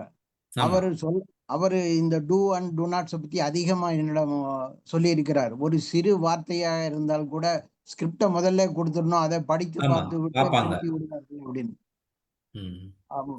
அதாவது 70களில் வந்து ஆல் இண்டியா ரேடியோவில் இருந்தவங்க தான் தூர்தர்ஷன் தொலைக்காட்சி ஆரம்பித்த போது அங்கிருந்து இங்கே ஜம்ப் அடிச்சாங்க. ஆல்மோஸ்ட் எல்லாருமே வந்து விட்டார்கள். ஆமா. என்னுடைய சொந்த சித்தப்பா அவரு ஆல் இண்டியா ரேடியோவில் நிகழ்ச்சி கொடுத்திருந்தார். அவரே டியூட்டி ஆஃபீஸராக தூர்தர்ஷனில் வந்து 16 ஆண்டுகள் வேலை பார்த்தார். இப்போ சமீப காலத்துல எல்லா பதவிகளும் கேஷுவல் ஆகிவிட்டது. என்னுடைய அத்தை ஒருத்தங்க 30 வருடங்கள் கேஷுவல் ப்ரொடியூசராக இருந்தாங்க ஆமா. திருநெல்வேலி வானொலி நிலையத்துல. அது வந்து ரொம்ப கொடுமையானது. கொடுமையானது. நன்றி. நன்றி இன்னும் நன்றி கேஷுவல் சார். அந்த கான்ட்ராக்ட வச்சு தான் ஓட்டிட்டு இருக்காங்க. நன்றி. சிவகணி வரீங்களா? பேசுறீங்களா? சார் அனைவருக்கும் வணக்கம் சார். வணக்கம் வணக்கம். ரொம்ப அருமையா பேசுனீங்க சார். ஒரு தெளிவு கிடைச்சது. அதே மாதிரி நீங்க நிறைய விஷயங்களை எடுத்து சொன்னீங்க. ரொம்ப ம். தெளிவா பேசுனீங்க. ம். எல்லாரும் சொன்ன மாதிரி இப்ப வந்து எஃப்எம் கேட்கறது அப்படிங்கிறது குறைஞ்சிட்டு வருது. ஆனா ம். நாங்க காலையில எந்திரிச்சதையுமே ஆரம்பிக்கிறது அது எஃப்எம் சுவிட்சா தான் இருக்கும். ஓ! அதே சமயம் தூங்கும் போதும் நாங்க அந்த இரவின் மடியில் அப்படிங்கிற அந்த இதெல்லாம் கேட்பாங்க. ஆமா, அது ஆமா. போடும்போதே அ கேட்கும்போதே நம்மளுக்குள்ள நீங்க சொன்ன மாரி ஏதோ ஒரு தாக்கத்தை ஏற்படுத்துற மாரி இருக்கும். அதை தாண்டி மத்தவங்கள் எல்லாம் என்ன எப்படி மனிதர்கள்லாம் வாழ்றாங்க அப்படிங்கிறதெல்லாம் ஒவ்வொருத்தரும் கால் பண்ணி பேசும்போது, அவங்களோட அனுபவங்கள பகிர்ந்துக்கும்போது நெறைய விஷயங்கள தெரிஞ்சுக்க முடியிற மாதிரி இருக்கு. அதுக்கு வந்து அந்த காலையில சொல்லும்போது அந்த பிரேயர்ஸ்லாம் ஆரம்பிச்சு, மத்தவங்களுக்காக பிரார்த்தனைகள்லாம் தொடங்கி, அந்த மாதிரிலாம் பண்ணும்போது ரொம்பவே சிறப்பா இருக்கும். அதுக்கப்புறம் எப்படி இவங்கலாம் பேசுறாங்க? எந்த மாரி அப்படிங்கிறதெல்லாம் ஜஸ்ட்டு யார் இவங்க? அப்படிங்கிற தேடல்லாம் தோணுச்சு. அந்த குரல் கேட்டதுக்கு அப்புறம் எப்படி இருப்பாங்க அப்படிங்கிற மாதிரிலாம் தோணுச்சு சார். அதெல்லாம் நானே வந்து அந்த எஃப்எம் பத்தி ஜஸ்ட் தெரிஞ்சுக்கணுங்கிறதுக்காக ட்ரை பண்ண விஷயங்கள். அதுக்கப்புறம் எல்லாரும் சொன்ன மாதிரி நீங்க அந்த பேஷண்ட் ப்ரொஃபஷன் அதெல்லாம் வந்து கொஞ்சம் தெளிவுபடுத்துனீங்க. இன்னைக்கு வந்து ரொம்ப குழப்பமான மனநிலையில இளைஞர்கள் அதை தாண்டி இருக்காங்க அப்படிங்கிறது ஒண்ணு. எதை எடுக்கணும் அப்படிங்கிறது இல்லாம ப்ரொஃபஷனுக்கு இம்பார்ட்டன்ஸ் கொடுக்கணுமா இல்ல பேஷண்ட் கொடுக்கணுமா அப்படிங்கிறதெல்லாம் இருக்கு. அதெல்லாம் ரொம்பவே யூஸ்ஃபுல்லா இருந்துச்சு. நன்றி மேடம். வாழ்த்துக்கள் சார். நன்றி. ரொம்ப சிறப்பா பண்ணிட்டு இருக்கீங்க. உங்க பணிய செவனே செய்யுங்க. மனமார்ந்த வாழ்த்துக்கள் சார். நன்றி நன்றி. வாய்ப்புக்கு நன்றி. சிவகாணி, இன்னைக்கு இளைஞர்கள்லாம் தெளிவா இருக்காங்க. அவங்கள பார்த்து நம்ம தான் குழம்பியிருக்கோம்.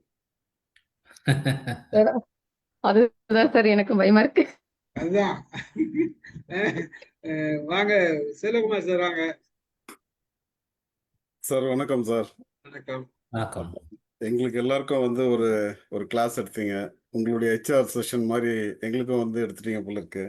இதில் நீங்கள் சொன்ன அந்த 3 விதமான வாழ்வு வந்து பார்த்தீங்கன்னா, நமக்கான வாழ்வு, குடும்பத்துக்கான வாழ்வு, சமூகத்துக்கான வாழ்வு. நாங்கெல்லாம் வந்து பார்த்தீங்கன்னா, அதில் 2 வாழ்வு வந்து கம்ப்ளீட் பண்ணிட்டோம் தான் நினைக்கிறேன். இப்போ 3வதான வாழ்வு வந்து சமூகத்துக்கான வாழ்வுல தான் இப்போ எல்லாம் நாங்கள் எல்லாருமே ஒன்று சேர்ந்து எல்லா விஷயங்களும் வந்து நிறைய டிஸ்கஸ் பண்ணிக்கிறோம், பேசிக்கிறோம், கொண்டுக்கிறோம். ஸோ இது மூலியமா வந்து பார்த்தீங்கன்னா, இப்போ ஆக்சுவலாக ஆர்ஜேனா அது வந்து ஒன்றும் பெரிய விஷயம் இல்லை அப்படின்ற மாதிரியும் சொல்கிறவங்க இருப்பாங்க. ஆர்ஜேனா அது ரொம்ப பெரிய கஷ்டமான ஒரு விஷயம்னு சொல்கிற மாதிரியும் இருப்பாங்க. பட் இப்போ இந்த வீடியோ வந்து நாங்கள் பப்ளிஷ் ஆகும்போது பார்த்தீங்கன்னா, நிறைய இளைஞர்களுக்கு வந்து பார்த்தீங்கன்னா, ஆர்ஜேக்கு வந்து அதுக்கான ஒரு கீ ஃபேக்டர்லாம் இப்போ நீங்கள் சொல்லியிருக்கீங்க. ஸோ இந்த ஃபேக்டரே பார்த்தீங்கன்னா, ஒரு சமூகத்துக்கான ஒரு வாழ்வு மாதிரி தான் இருக்குது. ஸோ இந்த மாதிரியான ஃபேக்டர்ஸ் வந்து ஜென்ரலாக வெளியில் யாருக்குமே தெரியறதில்ல சார். இந்த மாதிரியான ஃபேக்டர்ஸ் நிறைய விஷயங்களில் வந்து அது ஒரு ஒரு ஒரு சர்க்கிள் மட்டுமே தான் வந்து பார்த்தீங்கன்னா, இதெல்லாம் என்ஜாய் பண்ணிகிட்டே இருக்கக்கூடியதாக இருப்பாங்க. பட் என்னன்னா அந்த அதனுடைய இம்பார்ட்டன்ஸையும் இல்லை அதனுடைய சீக்ரெட் வந்து வெளியில் யாருக்குமே தெரியாததுனால அந்த சர்க்கிள் மட்டுமே வந்து என்ஜாய் பண்ணுற மாதிரியா இருந்தது. இப்போ அதை பிரேக் பண்ணி நீங்கள் இந்த மாதிரியான ஒரு விஷயங்கள்லாம் சொல்லியிருக்கிறதுனால இதை பார்க்குறவங்க பசங்க வந்து பார்த்தீங்கன்னா, இதை பார்த்து யாராவது ஒருத்தராவது வந்து இன்கேஸ் அந்த அந்த ஆர்ஜேவாவோ இல்லை அந்த ஆல் இண்டியா ரேடியோவில் வந்து இல்லை வேறு எதுலேயோ வந்து ஜாயின் பண்ணுறதுக்கான ஒரு ஒரு தொடக்கப்புள்ளியாக இருந்ததுன்னு வைங்க. அதுதான் நாங்கள் எல்லாரும் செய்யக்கூடிய ஒரு சமூக வாழ்வு மாதிரி இருக்குன்னு நினைக்கிறேன். ஏன்னா எங்களுக்காக வந்து நீங்கள் இவ்வளோ டைம் ஸ்பேர் பண்ணி எங்களுக்காக வந்து இந்த விஷயங்களெல்லாம் சொன்னதுக்கு ரொம்ப தேங்க்ஸ் சார். பட் நீங்கள் உங்களுடைய உங்களுடைய என்ன சொல்கிறது மேலும் மேலும் வளர வாழ்த்துக்கள். அவ்வளோதான் சார். Thank you thank you. நன்றி நன்றி. சக்கரபாணி சார், வாங்க. வணக்கம் சார். நான் முடிகிற நேரத்தில் தான் வந்தேன். நான் முழுமையாக கேட்கல. யூடியூப்ல வரட்டும் கேட்குறேன். அவருக்கு என்னுடைய மனமார்ந்த வாழ்த்துக்கள். பின்னூட்டத்தெல்லாம் கேட்டேன். நல்லா எல்லாருடைய பின்னூட்டங்களை வச்சு பார்த்தா நீங்கள் நல்ல அருமையான ஒரு இது கொடுத்துருக்கும் போல தெரியுது. கண்டிப்பாக நான் யூடியூப்ல பார்த்துட்டு வாழ்த்துக்கள் சார். வாழ்த்துக்கள். நன்றி நன்றி. டாக்டர் அலமேலு மேடம் பேசுறீங்களா? அலமேலு மேடம், ரொம்ப நல்லா இருந்தது சார். எனக்கு சின்ன டவுட்ஸ் தான் கொஞ்சம் கேட்கணும். கேட்கலாமா? ஆர்ஜேக்கும் விஜேக்கும் என்ன சார் டிஃபரன்ஸ்? அவங்க வந்து விஜே, நீங்க விஜே இல்லம்மா ஆர்ஜேல இருந்து? திறமை தான். ஆர்ஜேங்கிறது ஒன்லி ஆடியோ, பிஜேங்கிறது விஷுவலும் நீங்க வரும். வீடியோ டிவில எல்லாம் வந்துடலாமா இதே ப்ரொஃபஷன்ல? ஆர்வம் இருந்தா வரலாம் மேடம். இப்ப நீங்க எனக்கு கவர்மெண்ட் என்னையும் ஸ்டாஃபா தேர்ந்தெடுத்தாங்க, ரேடியோல? விஜயை தேர்ந்தெடுத்தாங்க. பட் எனக்கு அங்க போக பிடிக்கல. ஏன்னா அது வந்து முகம் தெரியும். 2வது நம்ம இருக்கிறது கார்ப்பரேட் இதுல அப்படின்னு இருக்கும்போது தேவையில்லாத சிக்கல் வரும் அப்படின்னு சொல்லிட்டு அங்க போகும். இப்ப நீங்க கவர்மெண்ட் ஸ்டாஃபா சார்? இல்ல இல்ல இல்ல கேஷுவல் தான் இல்ல. ரெயின்போங்கிறது கவர்மெண்ட் ஆர்கனைசேஷனா? இல்ல இல்ல மேடம், ஃப்ரீலான்ஸ் கேஷுவல் பண்றாங்க. கான்ட்ராக்ட் வச்சு தான் இது பண்றாங்க. என்ன சார்? கேஷுவல் அண்ட் கான்ட்ராக்ட் வச்சு தான் இது பண்ணாங்க. சாரு கூட சொன்னாரு ரொம்ப தெளிவா. ஃப்ரீலான்ஸ் பண்றாங்க சார். அவர் வந்து டிவிஎஸ்ல ஹெச்ஆரா இருக்காரு. Okay okay. ஆமா அதான் அவர் ஆல்ரெடி ஒர்க்கிங். 2 ஒர்க் பண்ணலாமா ஜாப் இருக்க மாதிரி. வெரி ரொம்ப ரொம்ப நல்லா இருந்தது சார். ஆர்ஜேல தான் ரொம்ப நிறைய நாலேஜ்லாம் உங்களுக்கு நிறைய பேசிட்டே இருக்கணும், கொடுத்துட்டே இருக்கணும் இல்லை சார்? இப்போ நைட்டு 10, 11 o'clockலாம் நீங்க பேசுனீங்கன்னா வீட்டுக்கு போயிடுவா. அப்போ நேரவே பேசணுமா சார்? அது ரெக்கார்ட் பண்ணி இல்ல கொடுத்துருவீங்க? இல்ல எல்லாமே அங்கதான் மேடம். அங்கதான் ரெக்கார்டிங்லாம் 10 to 11னா நீங்க 10 to 11 ஸ்டேஷன்ல இருக்கணுமா? இருக்கு. ஸ்டேஷன்ல தான் இருக்கும். ரொம்ப tough job sir. You have done a very good thing. And really we are enjoying ரெயின்போலாம். நல்லா இருக்கும். பட் அந்த சூரியன் கீரியன் அவங்களாம் அந்த பிரைவேட்டா சார் அவங்களும்?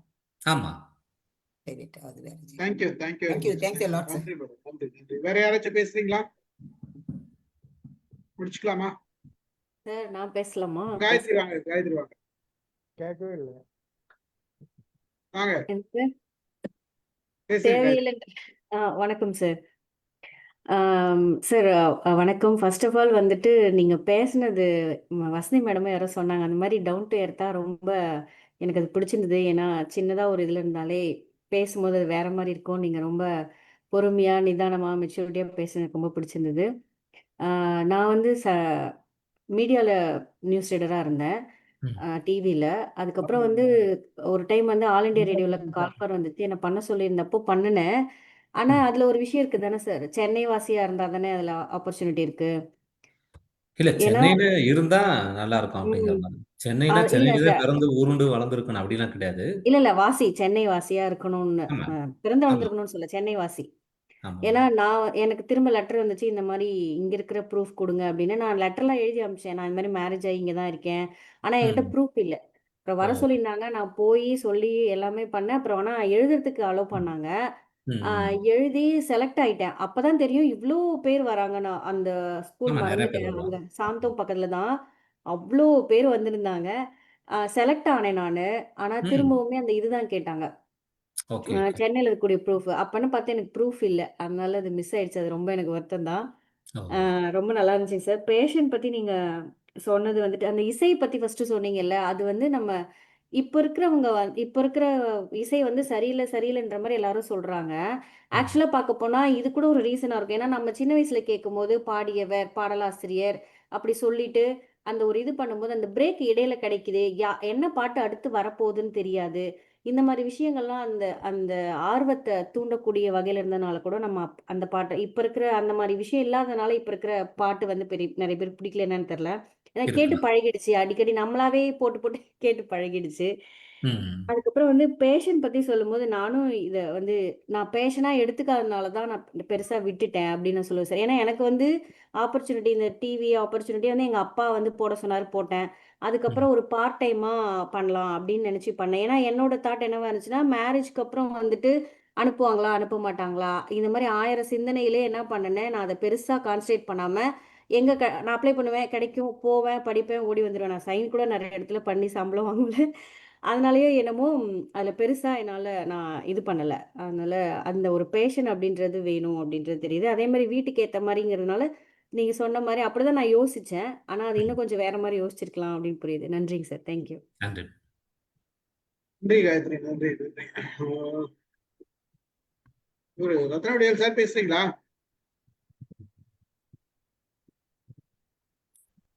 வணக்கம் சார்.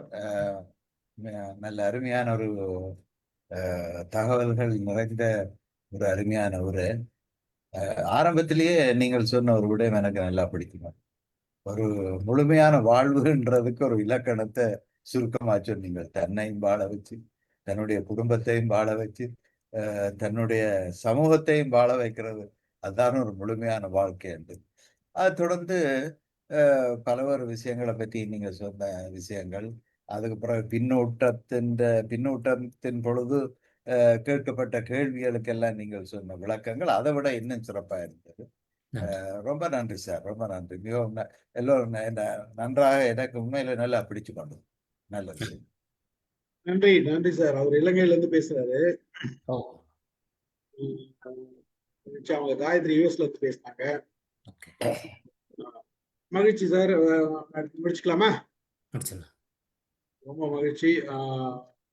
அதாவது ஒரு நீங்க ஆர்ஜே அப்படின்றது அதை பத்தி என்ன பேச போறீங்களோ, எவ்வளவு நேரம் பேச போறீங்களோன்றது ஒரு சின்ன ஒரு ப்ராசஸ் பண்ண நான் இது எவ்வளவு நேரம் போகும் அப்படி மிஞ்சி மிஞ்சி போனா என்ன சொல்ல போறாரு, பல கேள்விகள் எனக்குள்ளே இருந்தது. ஆனா நீங்க அருமையா பேசுனீங்க. அந்த ஒரு 1/2 மணி நேரம்ன்றது உங்களை கரெக்டா கொடுக்கப்பட்ட நேரத்துல நீங்க அழகா தெளிவான பல செய்திகள் சொன்னீங்க. இப்போ நீங்க பேசுனதுல இருந்து இன்னொரு நிகழ்ச்சி உங்ககிட்ட இருந்து நாங்க எதிர்பார்க்கிறோம். கேள்வி ஒன்று பதில்கள் பல. அது இன்னொரு நாள் நம்ம திட்டமிட்டு உங்களுக்கு எப்போ நேரம் சரி வருதோ நீங்க ஒரு ப்ரிப்பரேஷன் பண்ணிட்டு அது எப்படி பண்ணலாம் நம்ம டிஸ்கஸ் பண்ணிட்டு பண்ணுவோம். அது கொஞ்சம் வித்தியாசமா இருக்கும்னு தோணுது. நாங்க எம்ஐஎம் கேள்வி பதில்கள் நிகழ்ச்சினே ஒன்று பண்றோம். அது வாழ்வியல் சம்பந்தப்பட்ட கேள்விகளை கேட்டுட்டு அதுக்கு தகுந்த மாதிரி பதில் சொல்ற ஒரு செய்தி ஒரு இது பண்றோம். இது கூட இன்ட்ரெஸ்டா இருக்கும்னு தோணுச்சு, ஒரு என்டர்டைன்மெண்டாவும் இருக்கும், செய்வோம். நல்ல ஒரு சில விஷயங்கள் நம்ம பேசும்போதுதான் பல செய்திகள் வெளியில வரும்.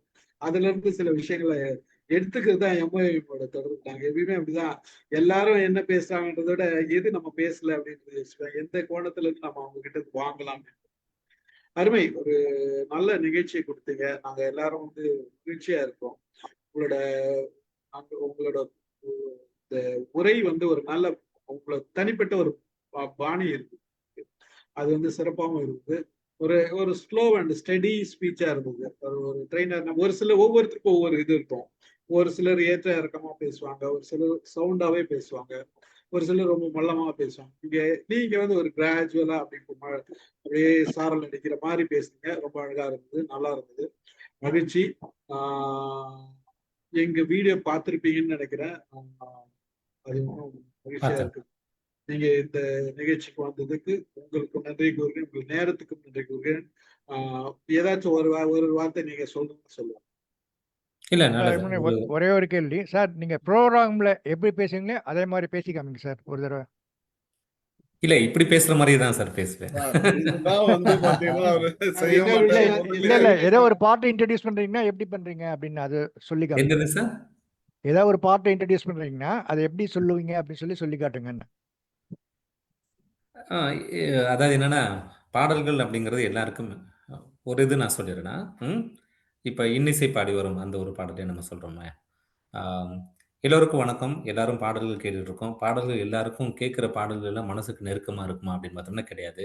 ஆனா ஒரு சில பாடல்கள் நம்மளுக்கு நெருக்கமா இருக்கிறதுக்கான காரணம், ஏதோ ஒரு உணர்வு, ஏதோ ஒரு எண்ணம் அந்த ஒரு பாடலோட உங்களுடைய எண்ணம் இணைந்திருக்கும். அல்லது முதல் முறையா கேட்கும் பொழுது எந்த ஒரு மனநிலையில கேட்குறீங்களோ அந்த ஒரு மனநிலையை பிரதிபலிக்கக்கூடிய ஒரு பாடல் வரிகளாக, இசையாக அந்த பாடல் அமைந்திருந்தால் அது கண்டிப்பாக உங்களுடைய வாழ்க்கைக்கும் நெருக்கமாக அமையும். அப்படித்தான் இந்த ஒரு பாடலும் இன்னிசை பாடி வரும். தேடல் உள்ள உயிர்களுக்கே வாழ்வில் ருசி இருக்கும், தேடல் என்பது உள்ளவரைதான் வாழ்விலும் ருசி இருக்கும் என்ற ஒரு அடிப்படை தத்துவத்தை கொண்ட இந்த பாடல் உங்களுக்காக வந்து கொண்டிருக்கிறது. கேட்போம், இணைவோம். நன்றி, வணக்கம். அருமை அருமை அருமை, நன்றி.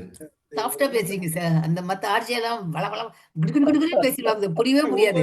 ஒவ்வொரு ஸ்டைல் மேடம், ராகத்தோட பேசுவாங்க, இப்படி பண்ணீங்க அப்படி பண்ணீங்களா அப்படிவாங்க. நீங்க கரெக்டா நீட்டா பேசுறீங்க, நல்லா இருக்கு. தேங்க்யூ. மகிழ்ச்சி மகிழ்ச்சி ஆனா தம்பி, இப்ப எங்களுக்கு கொஞ்சம் கேட்கும் போது கொஞ்சம் நிதானமா இருந்ததுன்னா தான் அதை உள்வாங்க முடியும். பேசுறவங்க தடபடான்னா அது என்ன சொல்லிக்கிறதுக்குள்ள எல்லாம் முடிஞ்சு போயிடுது. அதுவே கொஞ்சம் கொஞ்சம் கஷ்டம்தான். கொஞ்சம் ஒரு அழகா கொஞ்சம் போய் சேர்றது, கொஞ்சம் கேப் கொடுத்தாதானே அது போய் சேரும். மேடம் இது என்ன பிரச்சனைன்னா, 1,00,000 பேர் கேக்குறாங்கன்னு வச்சுங்க, இந்த 1,00,000 பேருக்கும் ஒவ்வொரு கோணத்துல விருப்பம் இருக்கு. இல்ல சார், ஒரு புரியுற மாதிரி சொல்லலாமே. நீங்க சொல்றது சரிதான். என்ன பண்றது, சிலருக்கு சில ஸ்டைல் இருக்கும். எல்லாரும் ரஜினிகாந்த் மாதிரி பேச முடியாது, எல்லாரும் கமல்ஹாசன் மாதிரி பேச முடியாது. கமல்ஹாசன் ஸ்லோவா தான் பேசுவாரு, ரஜினிகாந்த் இது ரொம்ப நல்லா இருக்குங்க சார். இது நம்ம சிவகணி சொன்ன மாதிரி கால நேரத்துல போடுறது கூட ரொம்ப நல்லா இருக்கும், நல்லா இருக்கும். அதே மாதிரி இரவு நேரத்துல இரவின் மடியில சொன்ன போதுதான் எனக்கு நல்லா இருக்கும். அந்த பாடல்கள் ரொம்ப அழகா இருக்கும், அதை கேட்கறதே அவ்வளவு ரம்மியமா. இல்ல மேடம், இதுவே நான் சடுகுடு அந்த நிகழ்ச்சி பண்ணும்போது ரொம்ப வேகமா பேசணும். அது ஒவ்வொரு மூட பொறுத்து, ஒவ்வொரு ஸ்லாட்டை பொறுத்து. நீங்களும் சடுகுடு பேசிடுவீங்களா? ஆமா, அது மாதிரி ஒண்ணே பேசுறாங்க. அதுதான் நம்ம பண்ண போறோமே, நிகழ்ச்சி பண்ண போறோமே, பண்ணிக்கலாம். பண்ணுவோம் மேடம். மேடம் சொல்லுங்க கல்யாணி மேடம். இரவின் மடியில் இவர்தான் பேசுவாரா சார்? இல்ல அது நிறைய பேர் வருவாங்க மேடம். ஓகே சார், நீங்களும் இருக்கீங்களா சார் அதுல? நானும் ஒரு சில பண்ணிருக்கேன். Okay okay sir. மகிழ்ச்சி, நன்றி. கலந்து கொண்ட இறுதிராஜுக்கு நன்றி கூறி நிகழ்ச்சி நன்றி. மகிழ்ச்சியா இருந்தது, ஒரு நல்ல நிகழ்ச்சியா இருந்தது. எல்லாருக்கும் மிக பொறுமையா ஒரு பதில் சொன்னீங்க. நன்றி, பார்ப்போம். தேங்க்யூ.